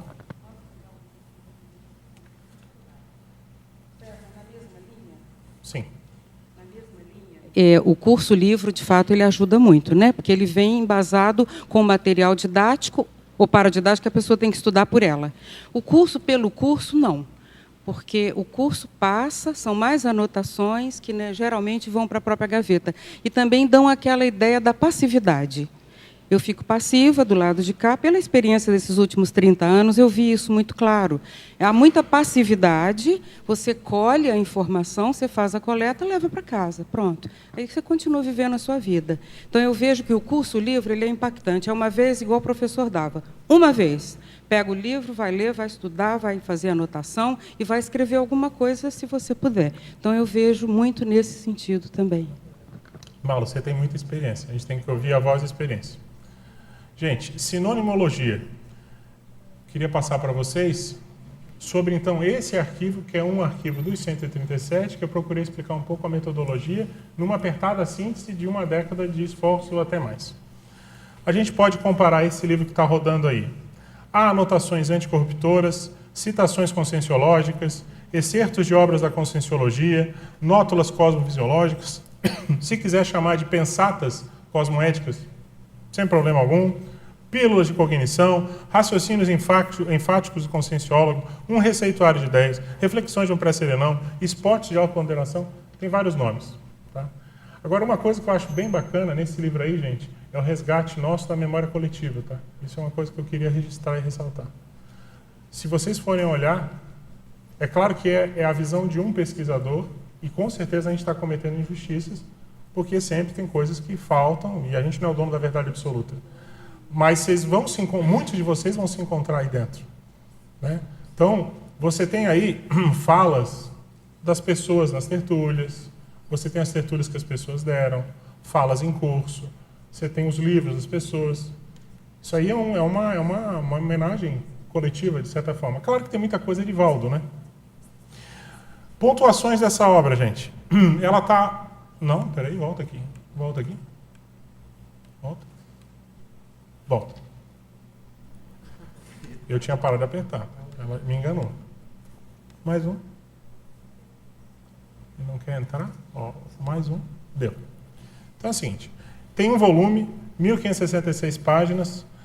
São 6.846 verbetes, que eu considero, ou seja, entradas, 6.846 raciocínios sobre temas diversos. São 1.835 citações de obras escritas, ou seja, está dando aí, sei lá, um quarto, mais ou menos. 5.011 notas de aula. Lembrando que essas notas de aula, que vocês vão olhar a obra, tem quando há referências diretas ao autor, e quando a gente adapta bastante, a gente deixa entre aspas, mas não coloca como se fosse daquele autor, porque já está mesclado com as minhas ideias. Tá? E quando é só meu, eu jogo no de Pensatas. Tem 337 referências bibliográficas escritas. Então, você pega, por exemplo, uma referência da enciclopédia, eu conto uma referência, mas você vai ver ali que tem, sei lá, 200, 300 lançamentos, sei lá quantos, só naquele item que eu estou contando uma referência aqui. Se você quiser dizer que cada pontinho daquele é uma referência, na verdade, você tem muito mais referências bibliográficas. 2.831 referências bibliográficas de cursos e eventos. No final, gente, isso deu muito trabalho, mas eu faço questão de, independente de, no corpo do texto, eu não estar citando aquela pessoa porque eu mesclei as minhas ideias, no final, o curso da pessoa vai estar sendo citado e referenciado. Então, é como se ela tivesse uma contribuição para a obra, que eu estou reconhecendo no final, mas essa contribuição está diluída no corpo do texto. Está dando para entender isso? Chefe, você é da área, qualquer coisa você fala aí, a gente vai adaptando. Vamos lá. César. Sim? Observando aqui o seu trabalho com essas pontuações, aqui chega-se à conclusão que esse é um catálogo da holomemória da Conscienciologia. É um catálogo. Concordo. Então, nós podemos organizar o material todo com esse eixo. A partir desse eixo que você criou aqui, a gente pode organizar todo o catálogo como catálogo da própria holomemória, da documentação da holomemória que está lá. O arquivo, né, porque é um arquivo cronológico e histórico, mas ele é temático também. Então, ajuda muito, porque pode fazer, a partir daí, o alinhamento. Por isso que eu te comentei isso, eu já perguntei a respeito do vídeo dessa tertúlia matinal e da sua obra, no sentido da gente poder usá-la como eixo temático para catalogação dentro da holomnemonicologia. Bom, Malu, está à disposição. Eu te confesso que teria que estudar mais para entender, mas, com certeza, é um trabalho complementar. Se você pega, por exemplo, essa exaustiva referência bibliográfica, que eu falo que deu um trabalhão enorme, por ali você vai ver um monte de gente que passou na Conscienciologia, um monte de curso, que às vezes pode não estar na aula-memória, que às vezes você olha lá e você identifica, puxa, mas tem isso aqui que está fora. Está fora. Então, eu acho coisas que vão complementar, porque lá você vai encontrar também documentação que talvez você não tenha. Exatamente, exatamente. Uma coisa complementa a outra. Agora, eu quero dizer, gente, procurei ser muito democrático, tá? Em relação a essa obra. É aquilo que, no meu viés, eu achei de melhor. Então, eu não tive preocupação se a pessoa está na Conscienciologia hoje, se não está. Lá não há essa preocupação também, não. Se eu não conheço, a pessoa publicou, está aqui dentro, está incorporado ao acervo, está na obra. Depois a gente avalia como é que fica. Muito bom, obrigada. Aqui no Exemplologia, no turno intelectual, por exemplo, você tem autoridade moral sobre esse tema, né? Tem uma fala aqui do professor Valdo, é isso? Turno intelectual, na página direita, lá embaixo. Aproveitar todo o seu tempo ao máximo. Tá aqui. Sim. Aí tem a fala do professor Valdo. Eu queria saber, assim, na tua visão, o que falta, já que você tem tanta produtividade mental somática, porque eu sempre me perguntei assim, né? Que eu escrevo, mas eu falo, poxa, por que o pessoal que não tem filho faz, né? Entendo. Porque eu penso assim, quem não tem filhos tem mais tempo para fazer o que você está fazendo. Até me surpreendeu. Quando você mostrou o livro, eu falei, nossa, alguém está produzindo, está fazendo a coisa acontecer em termos de conscienciologia. Então, assim, o que você acha, na sua visão, que falta para a gente poder chegar num nível de produtividade mais organizada e mais focada, como você conseguiu fazer nesse tempo, entendeu? O que você poderia... Assim, ô Flávia, na verdade, você está pegando... Gente, desculpa. Vocês pegarem a última folha que foi impressa, lá em cima, ela está pegando a ideia que foi retirada, é como se fosse um excerto, uma citação de Tertúlia, onde o professor Valdo, na Tertúlia Modelo Mental Somático, Comunicologia, fala o seguinte. Desculpem, tá? Eu vou ler porque eu acho que faz parte. Sim. Aproveitar todo o seu tempo ao máximo. Por isso, o turno mental somático. Perdemos muito tempo em inutilidades, porque tem o rolo compressor das inutilidades onipresentes, em todo lugar, a toda hora. Por que as pessoas demoram a fazer o que deviam fazer? Estão envolvidas com besteira. Ficam pensando no que vão fazer e não fazem. O que deve ser feito, que seja feito. Senão, a pessoa perde o tracking, que é exatamente o timing evolutivo do círculo mental somático de ontem, né? Então, assim, ó, o que ela está pegando, só para eu explicar, né? Porque eu não sei se a gente vai ter condições de chegar lá. Eu preparei uma apresentação inicial desse trabalho calepino e depois eu peguei algumas ideias, ou raciocínios retirados da obra Calepino. Então, aqui, vocês estão vendo um exemplo prático que está na obra Calepino dentro do turno intelectual, tá? Que eu trouxe para debater, se sobrasse tempo. Como eu disse, eu não tenho ilusão ou a intenção de esgotar isso aqui hoje, impossível. Isso aqui me lembra muito, se você for olhar, olha na página anterior, o segundo exemplo, que é autorado, exemplologia autorado. No verso dessa página, o segundo parágrafo. Então é o seguinte, isso aí é do Entrevista com Marcelo da Luz, por Mabel Teles, Encontros Bibliográficos do Scripto, ramo 3, número 3, página 116. O que o Marcelo fala? Escreva, escreva, escreva. Persista no trabalho contínuo. Não fique sonhando com aquele momento em que todos os problemas mais sérios da sua vida estarão resolvidos e você estará finalmente pronto para dedicar-se ao livro. Este momento provavelmente jamais chegará. O maior obstáculo é o nosso próprio autoassédio. Obrigada, né? Respondeu, né, Marcelo? Então, assim, ó, o que eu posso dizer é dentro da linha que eu falei para o Júlio. É botar a bunda na cadeira. É você levar a sério. Honrar o investimento dos amparadores. Isso é o mais sério, Flávio.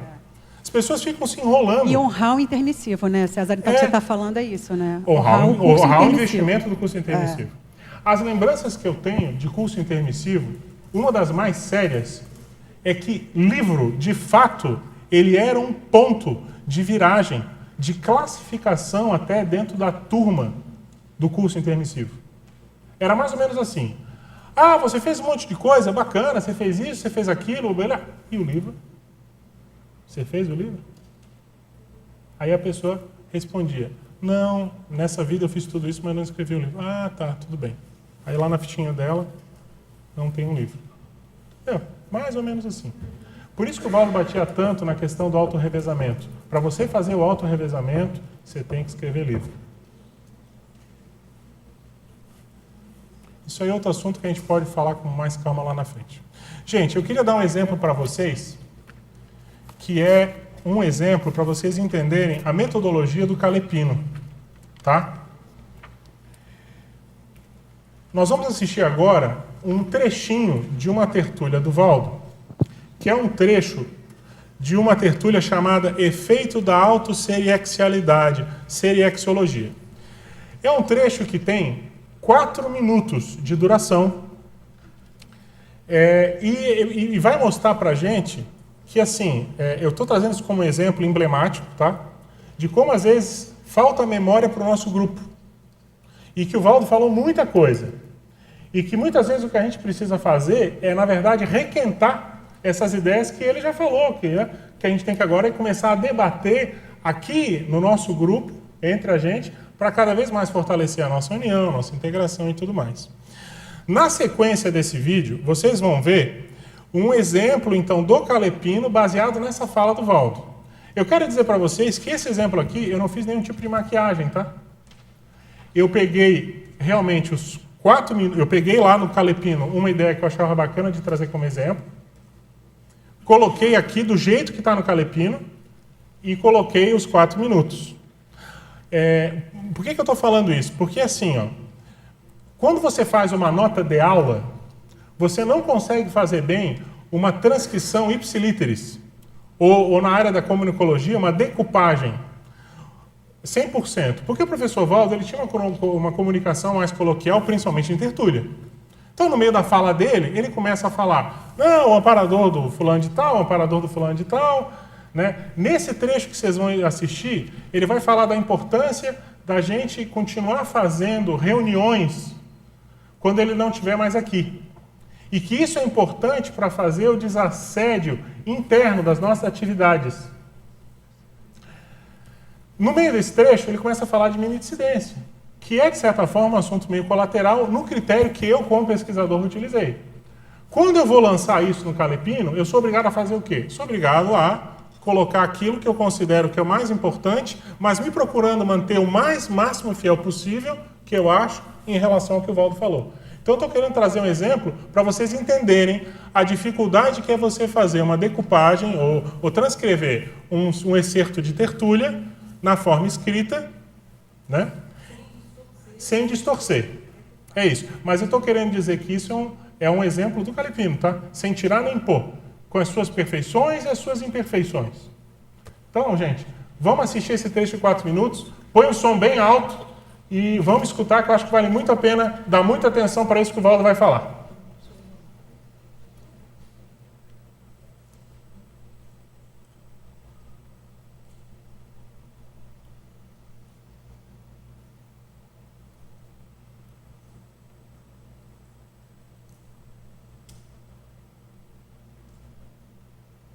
Quero dizer para vocês, amanhã não estou aqui. Vocês devem continuar tendo reuniões, se for possível até diárias, mesmo sem mim. Que isso ajuda o autotensendo de vocês. Muitas das minhas vidas passadas eu me saí bem devido ao processo o assento disciplinar da organização permanente. Vocês estão entendendo o que estou dizendo, né? Então, isso influi sobre vocês positivamente, mais do que vocês têm hoje capacidade de entender até o momento. Vocês vão começar a entender isso daqui para frente. Entende? Então, a gente aproveitar as companhias, mas cara a cara, da boca para o ouvido, olho no olho, nariz no nariz, isso é muito mais sério do que a gente pensa. Então, o problema, por exemplo, físico, na hora que a pessoa está junto, ele fica mais extrafísico. Não, observa só a minha observação. Você entendeu isso, Adriano? Quando a gente tem um convívio mais chegado, estreito, isso é muito sério. Vocês já notaram uma coisa? Eu quero só lembrar para vocês. Olha aqui, ó. Todos os verbetes trazem uma relação que eu falo o seguinte. Em respectivas especialidades, temas centrais evidenciando relação estreita com o tema do verbete. Essa relação estreita é o processo do convívio. É isso que eu estou falando. Então, o convívio é uma coisa seríssima.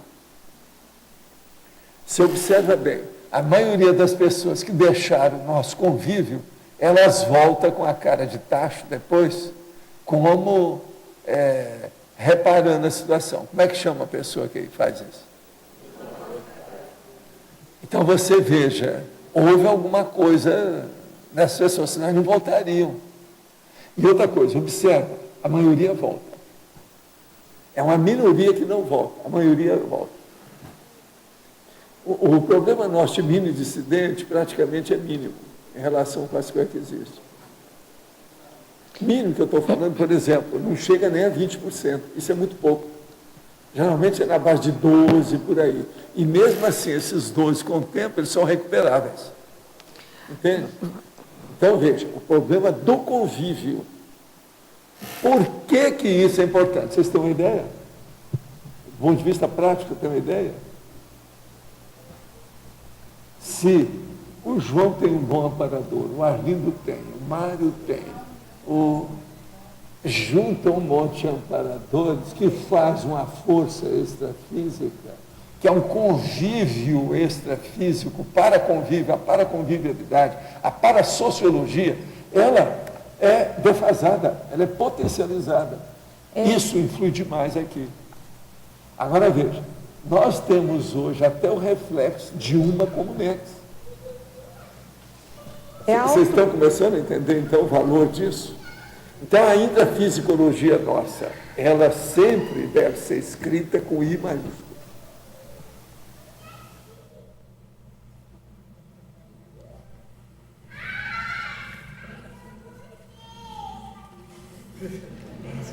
Estamos tendo uma participação especial aí, gente. Isso é muito bom. Gente, eu quero dizer que esse vídeo ele está disponível a partir das 11 horas, quem quiser rever, youtube.com/tertuliário. Tá? Agradeço ao pessoal aí que editou para essa apresentação. Então vamos ver um exemplo. Vocês escutaram esses 4 minutos, o Valdo falando da importância da gente manter atividades diárias, ele já deu o bizu. Que isso era importante para fazer o desassédio interno das nossas atividades de organização interna. Ele entra falando de mini-dissidência e ele fecha falando, para mim, que é cada um vai ter um ponto que vai chamar a atenção. O que me chamou muita atenção, que a ficha não tinha caído, é a questão de você ter a questão da potencialização do trabalho das equipes extrafísicas, da equipe extrafísica. Porque cada um tem o seu amparador, na hora que você põe junto, né? E aí começa a ter uma influência extrafísica. Que eu acho que é um pouco esse dever de casa que a gente está faltando. Um pouco naquela das nossas atividades, é porque o Valdo aqui está todo dia fazendo atividade, e eu não sei se a gente teria condições de estar todo dia aqui com uma atividade dessa, mas a gente teria que começar a fazer alguma coisa nesse sentido. Me parece que naquele momento que estava aqui, a gente também, claro, você aprendia com o Valdo, mas você aproveitava que o cara estava aqui, que o outro estava ali, você já resolvia administrativamente. Pode ser. Pode ser. Tem que valorizar mais as tertúlias, né? É isso que você está falando. A gente observa, às vezes a pessoa vem para o CAEC, fica dispersa, batendo papo, com todo respeito, gente, isso é importante também. Mas se tem um ambiente aqui super propício para a questão mental somática, a gente está evocando, os amparadores estão aqui, tem a questão da nossa responsabilidade com a divulgação da conscienciologia, né, César? Que isso é muito sério. Se quem está aqui, que é veterano, que conviveu com o professor Valdo, que tem experiência, tem as vivências, não ajuda nisso, e aí, quem que vai fazer isso? Concordo com entendeu? Você. E aí, então, fica essa dica, né? Às vezes a pessoa não tem essa noção da importância do holochakra dela aqui ajudando, né? Dulce, eu acho que você está pegando um ponto onde dói.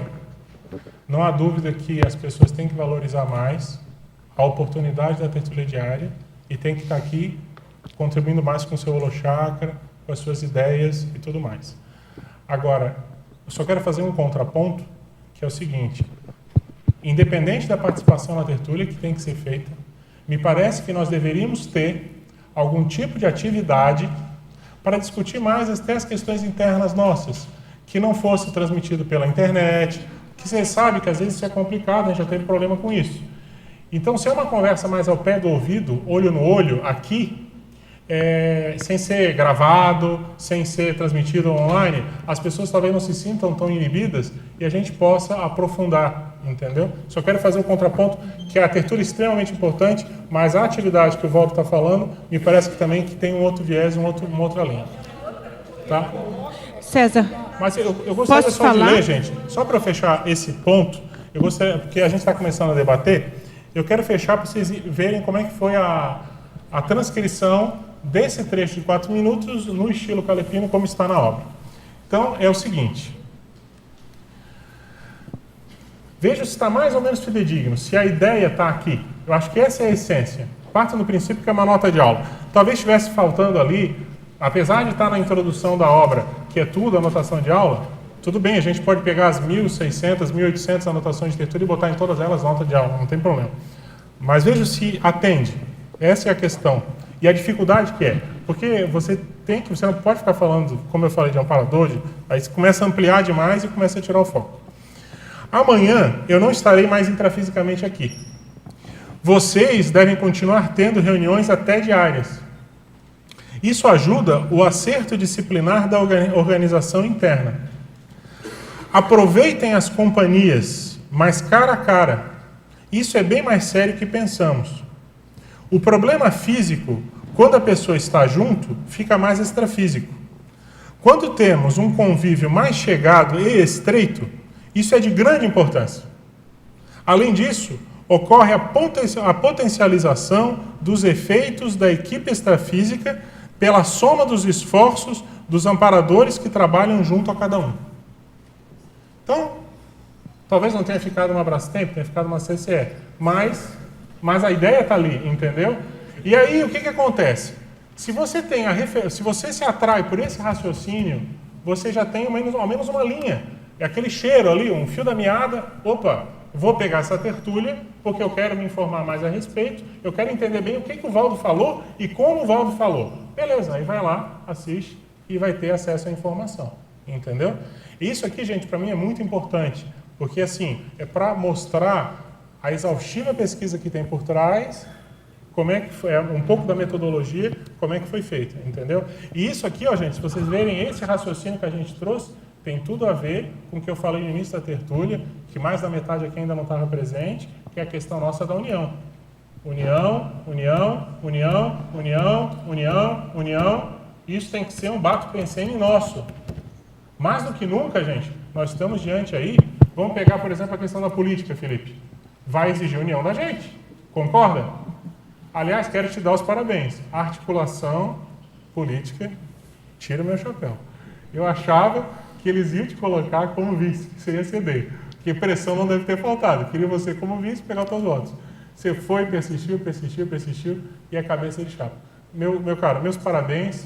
Eu não sei se você quer comentar alguma coisa, comentar sobre esse período que nós vamos ter aí de 45 dias à frente de turbulência. Eu não sou ingênuo, eu não acho que... Agora, posso estar enganado, eu acho que você é o candidato mais forte, tendo o apoio do Paulo McDonald e apoio do governador, você se torna naturalmente a vidraça.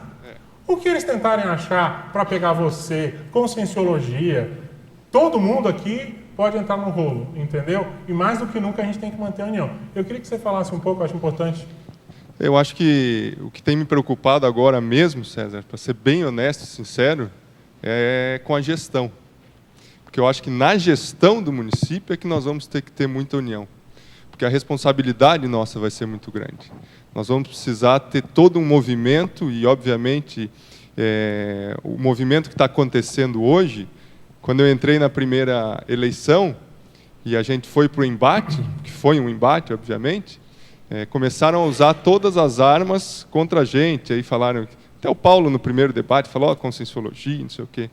E nessa semana o Paulo foi na rádio e ficou 10 minutos falando a favor da conscienciologia. Eu ouvi e eu fiquei impressionado do Paulo falando que a única coisa que o pessoal da oposição encontrava para falar mal do Felipe é que ele era da conscienciologia. Isso. E que, na verdade, isso não era demérito.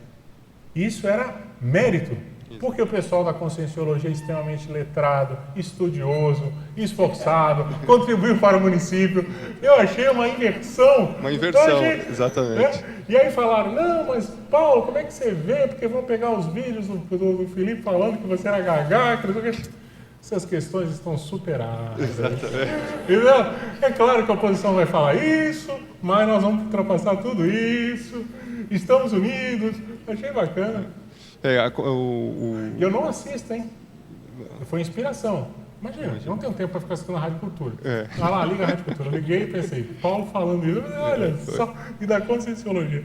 Mas desculpa aí. Antes o governador entrou dando apoio, manifestando apoio público, e aí o Paulo entrou e falou, porque o que está acontecendo agora, gente? As moedas estão se invertendo. Antes as pessoas... eu estou falando a gente entre aspas, né, óbvio, né? Essa candidatura estava para mover um sistema. Agora é como se o sistema tivesse a nosso favor. Óbvio que nós temos os desafios para mudar esse sistema. Mas eu acho que eu ainda tenho que escrever, e depois de você falando aí, César, me dá cada vez mais inspiração, porque todas as sincronicidades que aconteceram, as inspirações que eu tive, os momentos para chegar da maneira como chegou agora, né? Muitas pessoas, obviamente, tentando fazer com que isso não acontecesse. Um dos argumentos era, ele é da Conscienciologia, entre outros argumentos, mas isso não pegava, era como se os amparadores tivessem criado uma blindagem, e isso não pegava. E eu acho que essa blindagem está vindo realmente da união do grupo. Nós vamos ter aí 40 dias que realmente vão ser um ataque permanente, intenso, principalmente na internet, nas redes sociais. Isso vai acontecer, a gente já está esperando, mas agora parece que houve uma união, e eu para as pessoas assim menos que não conhecem muito o nosso vocabulário, eu falo, houve uma união das forças do bem, porque o que a gente viu do outro lado, vender cargo, vender secretaria, a última, esses dias, no desespero, pediram aí R$400 mil numa negociação para tentar formar uma base que destruísse a base que a gente já tinha formado. Isso aí a gente sabe que acontece, mas nós conseguimos nos manter firmes. A união que a Conscienciologia mostra internamente, ela agora está reverberando dentro da cidade. E tem acontecido uma coisa também muito interessante, que de sexta para cá já 2 pastores me procuraram, porque é uma preocupação da comunidade evangélica e como que eles vão votar em mim. E declararam o apoio, falando e manifestando o seguinte: Felipe, a questão de Conscienciologia é uma questão que tem que ser superada. Isso internamente eles falando. Essa questão de Conscienciologia tem que ser superada. Então, de alguma forma, gente, nós estamos conseguindo fazer com que haja um tipo de maneiro dentro daquela agressividade que existia. Eu tenho tido muita oportunidade de esclarecer o que é a Conscienciologia. Na primeira oportunidade da campanha, nós, pelos ataques, obviamente, adotamos uma postura, né, de não saber muito o que fazer, mas agora a estratégia é clara, nós vamos esclarecer o que é a Conscienciologia, mostrar os benefícios da Conscienciologia. Sempre que a gente for abordado, nós temos que mostrar o seguinte, que realmente a Conscienciologia veio para a cidade, consertou muitas coisas na cidade, e com o Paulo do lado vai ficar muito mais fácil, porque o Paulo é um batalhador e ele tem argumentos, ele sabe como é que argumenta em todo esse sentido. Então, eu só posso dizer que conto muito com o apoio da comunidade para a gente poder transformar esse sistema político, e eu acho que em Foz, assim como se criou aqui, o Valdo sempre falava, né, nós temos que criar aqui as bases do Estado Mundial. E eu enxergo essa ida para a prefeitura como a criação das bases do Estado Mundial. É a nossa chance. Eu enxergo dessa maneira. Não vejo que a responsabilidade é só minha, obviamente eu estou na linha de frente, mas é a nossa chance de criar as bases do Estado Mundial a partir de Foz e dar um exemplo para o mundo. Felipe, você é um prefeito, não é um prefeito da Conscienciologia, você vai ser um prefeito da sociedade guaçuense, né? Isso é muito sério. Ter essa visão de conjunto para atender todas as linhas, procurar não ficar focado muito nessa questão da Conscienciologia, superar isso, mas esse aviso, esse alerta de que a gente tem 45 dias à frente de intempéries, ou melhor, se preparar para a intempérie, né? Não vamos ser negativo que vai ter necessariamente, mas tem que se preparar. Isso é importante para a gente manter a união no grupo. Mas, gente, eu quero dizer para vocês que eu tenho aí um monte de ideias, mas eu vejo que tem bastante gente querendo perguntar. Eu também não quero ficar aqui meio que só, né, jogando ideias e tudo mais. Certo. Tem uma coisa que eu queria falar de tudo isso que eu coloquei, porque se vocês olharem a minha apresentação, eu tinha botado o contexto da pesquisa, onde eu ia abordar um pouco como é que é o contexto, algumas inspirações em relação à produção da obra. Depois eu ia pegar alguns exemplos práticos da obra para a gente debater e conversar. Eu já contava que não ia dar tempo mesmo, já falei isso no início da tertúlia, mas tem uma coisa que eu quero falar que eu acho bem importante, que é o seguinte. Se vocês pegarem, o professor Valdo, ele coloca no léxico de ortopensatas algumas coisas, eu peguei umas 4 expressões do léxico interessantes. De que uma só pensata de alta expressão pode determinar o valor de todo o dicionário de parênias. Então, eu queria dizer para vocês que, às vezes, uma ideia que está nesse calepino é o resultado da leitura de um livro inteiro. E tem uma outra coisa que me chama a atenção do léxico, que ele coloca, que é o seguinte: para os mega-sediadores, a publicação de ortopensatas representa o rompimento com as presas submissas de seus heterassédios. Quer fazer assistência interconsciencial? Escreva e publique grandes pensamentos. Eu tenho um profundo respeito, gente, por cada ideia, por cada raciocínio, porque eu sei que uma ideia só é capaz de modificar a existência inteira de uma consciência.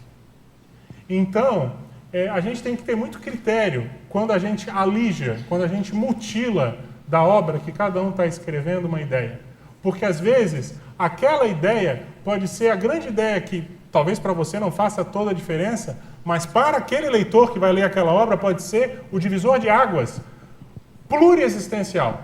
Pode ser o divisor de águas que vai mudar o ciclo multiexistencial pessoal, o CMP daquela pessoa. Então, gente, honrem as ideias, valorizem as ideias que vocês têm. Às vezes as pessoas ficam com muito pudor, ficam, nossa, sendo muito criteriosas, muito taxativas. Nós não podemos ser assim. Nós estamos cortando as oportunidades de assistência. César. Loche, vamos lá. Queria só fazer um acréscimo dentro do que você comentou, da questão da necessidade da união, né? Mais do que nunca nós precisamos aqui de união, como você colocou. Mas acho que é importante a gente ressaltar da união que permita a divergência, a diversificação, o contraponto de ideias, como você mesmo aqui está coordenando aqui essa tertúlia matinal. A gente ainda tem muito alguns mitos, por exemplo, que de discordar é estar contra a pessoa. Então, para mim, até comentei ontem com o Hernani, né, uma das grandes ideias ou verpons que o Valdo trouxe, que eu considero, é o binômio admiração-discordância. E, na minha opinião, nós não sabemos ainda ou não vivenciamos isso de maneira coletiva. Não é algo ainda que a Cognópolis, que a CCCI, para falar de maneira mais ampla, vivencia. Então, por exemplo, até quando a gente estava discutindo a questão do colegiado, né, naquela época, eu ouvi uma pessoa falar, não pode ter várias alternativas, senão vai mostrar que a CCCI está rachada. Como se ter opiniões diferentes fosse sinônimo de desunião. E não.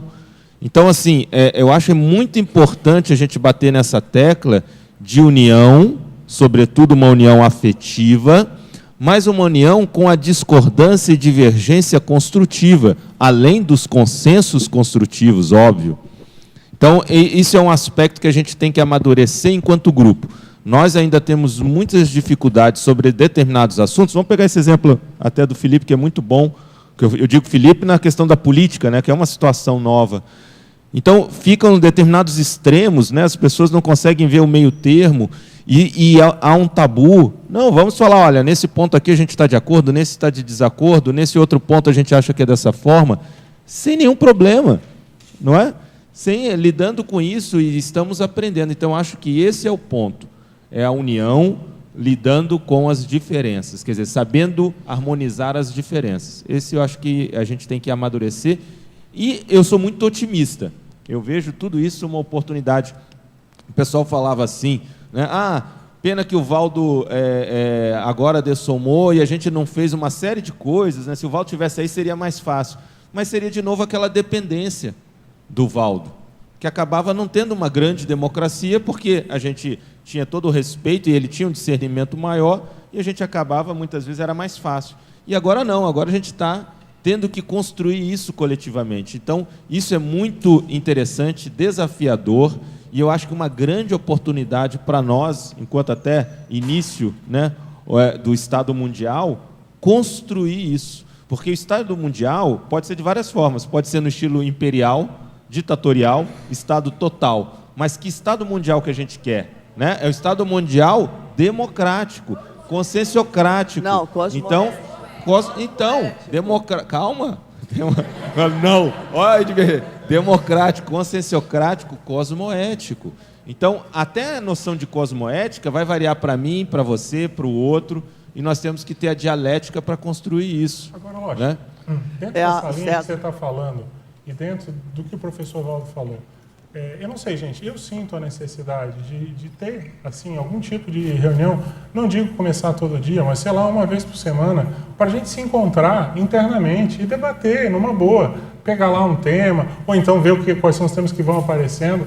Mas eu sinto esse tipo de necessidade. Como se fosse uma reunião do colegiado de intercooperação semanal. Mas não precisa chamar, porque vai dar toda uma série. Não, eu digo que o colegiado é mas todo mundo. Como se fosse uma conversa entre a gente, uma tertúlia, uma aula, mas também tem que ter um foco mental somático. Eu sinto necessidade de ter esse tipo de atividade. Eu não sei, eu estava pensando até dentro da ECT de começar uma atividade assim. Só uma dica, quando você põe sua mão aqui, abafa o som. Abafa, obrigado. Eu sou Maria e veio minha viagem, tá? Desculpa aí. Dando continuidade ao que está sendo falado, apenas acrescentando mais um item que eu acho que vale a pena, pelo menos a experiência de trabalho mostra isso, vale a pena a gente refletir, que é a forma.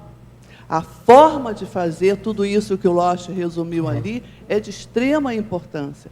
Inclusive, rapidamente, infelizmente, eu não estou com o paper que você divulgou, mas eu li da colega e vi que você faz uma citação ali que eu escrevo a respeito de que o fio da navalha, aquela boa intenção vira um critiqueiro. Eu selecionei porque eu achei útil. Total de grupo. Olha só o que a Marina escreveu. Mas da forma, o negócio funciona. Me permita ler, por favor. Eu classifiquei como hipercriticidade. Ela escreve isso no A Qualificação da Consciência Inepsável, Consciência, volume 3, número 1, página 12. Marina Tomás. É o último raciocínio dessa folha que vocês têm. Evitações. É válido esclarecer sobre a importância de se qualificar a pensanidade crítica. No exercício da assistencialidade, a critiquice, mania de achar defeitos em tudo e em todos, ou de pensar mal a priori, impede a manifestação da fraternidade para com os assistidos e faz conexão com os algozes da vítima a ser atendida. Ou seja, ao invés de agir em conjunto com os amparadores do assistido, a favor deste, fortalece os assediadores da vítima, enfraquecendo-a ainda mais. Tal comportamento ou postura íntima não é raro acontecer no universo consciencial e nas relações interconscienciais diuturnas. E aí, se me permite, eu vou pegar dois acima desse, que é o preconceito do Everaldo Bergonzini. Exigir muito dos outros e pouco de si é a fórmula básica do preconceito. O trafar alheio sempre é fácil de ser superado aos olhos superficiais dos ignorantes da própria realidade íntima. Esse é o livro TENEPS, Assistência Interdimensional Lúcida, página 241, Everaldo. E aí, Losch, você também está aqui. Conviviologia. Se vários membros do agrupamento, começarem a priorizar de maneira predominante os desejos egoístas em detrimento do bem comum, a convivência desfacela-se pouco a pouco. Esse é o Losch, no artigo Valoração Evolutiva, a definição do valor dos atos, fatos e parafatos perante a evolução consciente, Consciência, volume 11, suplemento 2, página 49. César, então você vê que na teoria nós estamos muito bem. Em setembro de 2015, nas minhas reflexões, como você está falando aí, eu tive a oportunidade de colocar no meu pronunciamento lá no Intercooperação exatamente isso que eu noto assim, que é o top, a cereja do que a gente está precisando no momento. Agora é o momento de nós colocarmos em prática a teoria da conscienciologia.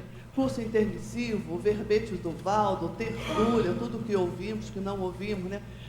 Não tem outra opção. Ou vamos com a união, todos nós juntos. É verdade. Que, na minha opinião, nós temos muito que aprender a trabalhar juntos, mas muito mesmo. Tanto a abordagem do Losch falou, a abordagem que você falou, as colegas Dulce... E nós vamos errar. Não e nós vamos errar.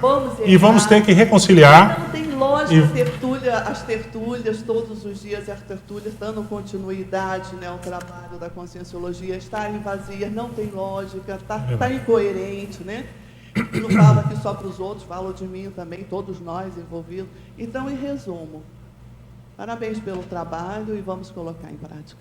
Gente, eu quero fazer uma pergunta para vocês. Vocês acham que valeria a pena a gente começar a se encontrar uma vez que fosse por semana para conversar? Quem quiser vir, trocar ideias. Que fica aí a sua proposta, mas eu acho que isso tem que ser primeiro debatido entre a turma do tertuliário, a turma do próprio CAE, porque tudo envolve voluntários, envolve, né? Marina, então eu acho que a resposta de todo mundo aqui vai dizer, vamos eu sim, tenho uma né? sugestão que é o seguinte, lá no discernimento, eu tenho um espaço que é a nova sede da IEC. É um espaço modesto, cabe lá tipo umas 40, 50 pessoas, eu não acho que vai ter muito mais gente que isso, e a minha proposta seria começar lá. Você sabe. Eu tenho lá uma carta na manga que é o auditório do discernimento, que é um espaço maior. E eu concordo que se começar a ter muita adesão, no futuro, lá na frente, talvez aqui fosse um local adequado, mas teria que ter, claro, toda a participação do CEEC, anuência, concordância, custo, tudo isso aí. Mas eu estou pensando o seguinte, de repente começar uma atividade semanal lá não é semanal, uma atividade primeira, para a gente decidir como é que seria feito e começar lá, sei lá, a partir depois do carnaval. Você sabe que a IC da TENEP está fazendo isso uma vez por semana, tema aberto. A CIP está fazendo quarta de manhã. Está fazendo isso, e o negócio está trazendo um bom resultado. E a partir daqui alguma coisa vai surgir de resultado. Eu não sei o que é melhor. Isso. Mas com certeza debatermos, né, com as pessoas que estão no dia a dia fazendo as coisas acontecerem, eu acho que pode trazer um bom resultado. Eu tenho uma proposta então. A partir do dia, vamos deixar passar o carnaval. Eu vou pedir a sua ajuda, Flávia, que você é a pessoa que trabalha lá com a gente e ajuda muito. Vamos começar a partir depois do carnaval, o primeiro domingo é dia 5 de março. Então vamos começar num domingo, final de tarde, para não chocar a princípio com nenhum. Eu pensei no horário das 5 às 7 da noite. Vamos fazer lá na sede da IEC, na sede nova, e vamos começar um bate-papo. Conversar. E vamos ver para onde é que caminha. Eu falei com o César uma coisa que eu queria compartilhar com vocês. Eu estou falando agora aqui em nome de nós voluntários, né? Eu acho que é importante, sabe, César, você compartilhar esse conhecimento conosco. Isso não foi combinado, mas vocês viram o que aconteceu, né? Eu te fiz uma pergunta e o Marcelo me respondeu. Eu acho que vão ter umas dinâmicas assim, entendeu? Eu acho que a gente tem que trabalhar no mental soma, que era que o professor Valdo predominava, tem que levar o grupo para cima, entendeu? Isso. A gente está distante um do outro, estamos mesmo, né, Marina? Infelizmente todo mundo se entende, mas ninguém conversa, ninguém... Outra coisa, eu acho que um evento como esse, isso que eu queria reforçar, a sociabilidade. A gente tem que conversar, gente, nem que seja sobre de abobrinha, como é que foi teu fim de ano, você está namorando quem, conviviologia. Você tá separado, vou chorar no seu ombro, sei lá, entende? Nós somos humanos, somos conscientes pré-serenonas vulgares e nós precisamos disso. Então, César, eu acho a sua ideia ótima, porque eu acho que a IEC tem uma sede lindíssima, né? Não sei se todos já conhecem, e a gente se abrir para esse espaço que todos nós possamos melhorar essa convivialidade, essa amizade e essa união que você falou tanto, né? Se não qualificarmos realmente da forma como você está falando, ao invés de nos unirmos para que os amparadores possam produzir melhor, é muito mais fácil, né? Nós nos unirmos para que os assediadores se fortaleçam. Pois é. E fica tudo na nossa cabeça, né? Exatamente. Gente, bom, posso falar mais uma coisa? Pode. Essa ideia da Marina, só o seguinte, quando você falou do Valdo ali, da união dos amparadores, quando a gente está sozinho, gente, esses pato-pensenes vêm, não vem? Ai, fulano, ciclano, o colegiado, sei lá. Quando a gente está junto conversando sobre mental soma, que era o que o professor Valdo fazia, a gente não tem espaço para isso, Marina. Só estou reforçando essa ideia. E tem que ver uma coisa também, que é na dialética, que às vezes você tem a oportunidade de rever, é na dialética que você tem a oportunidade de rever os seus pontos de vista.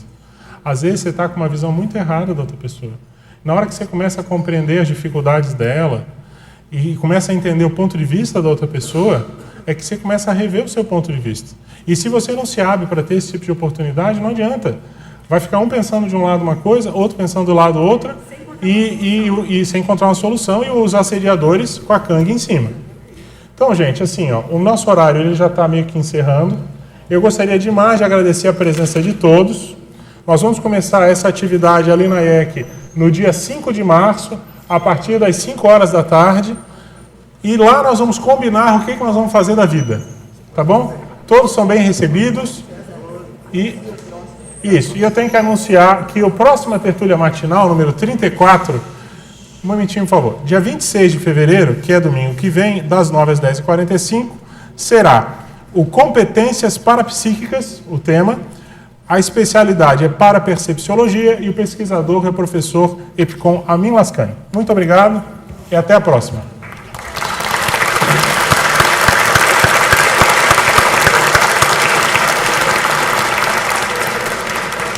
E eu quero o livro, por favor.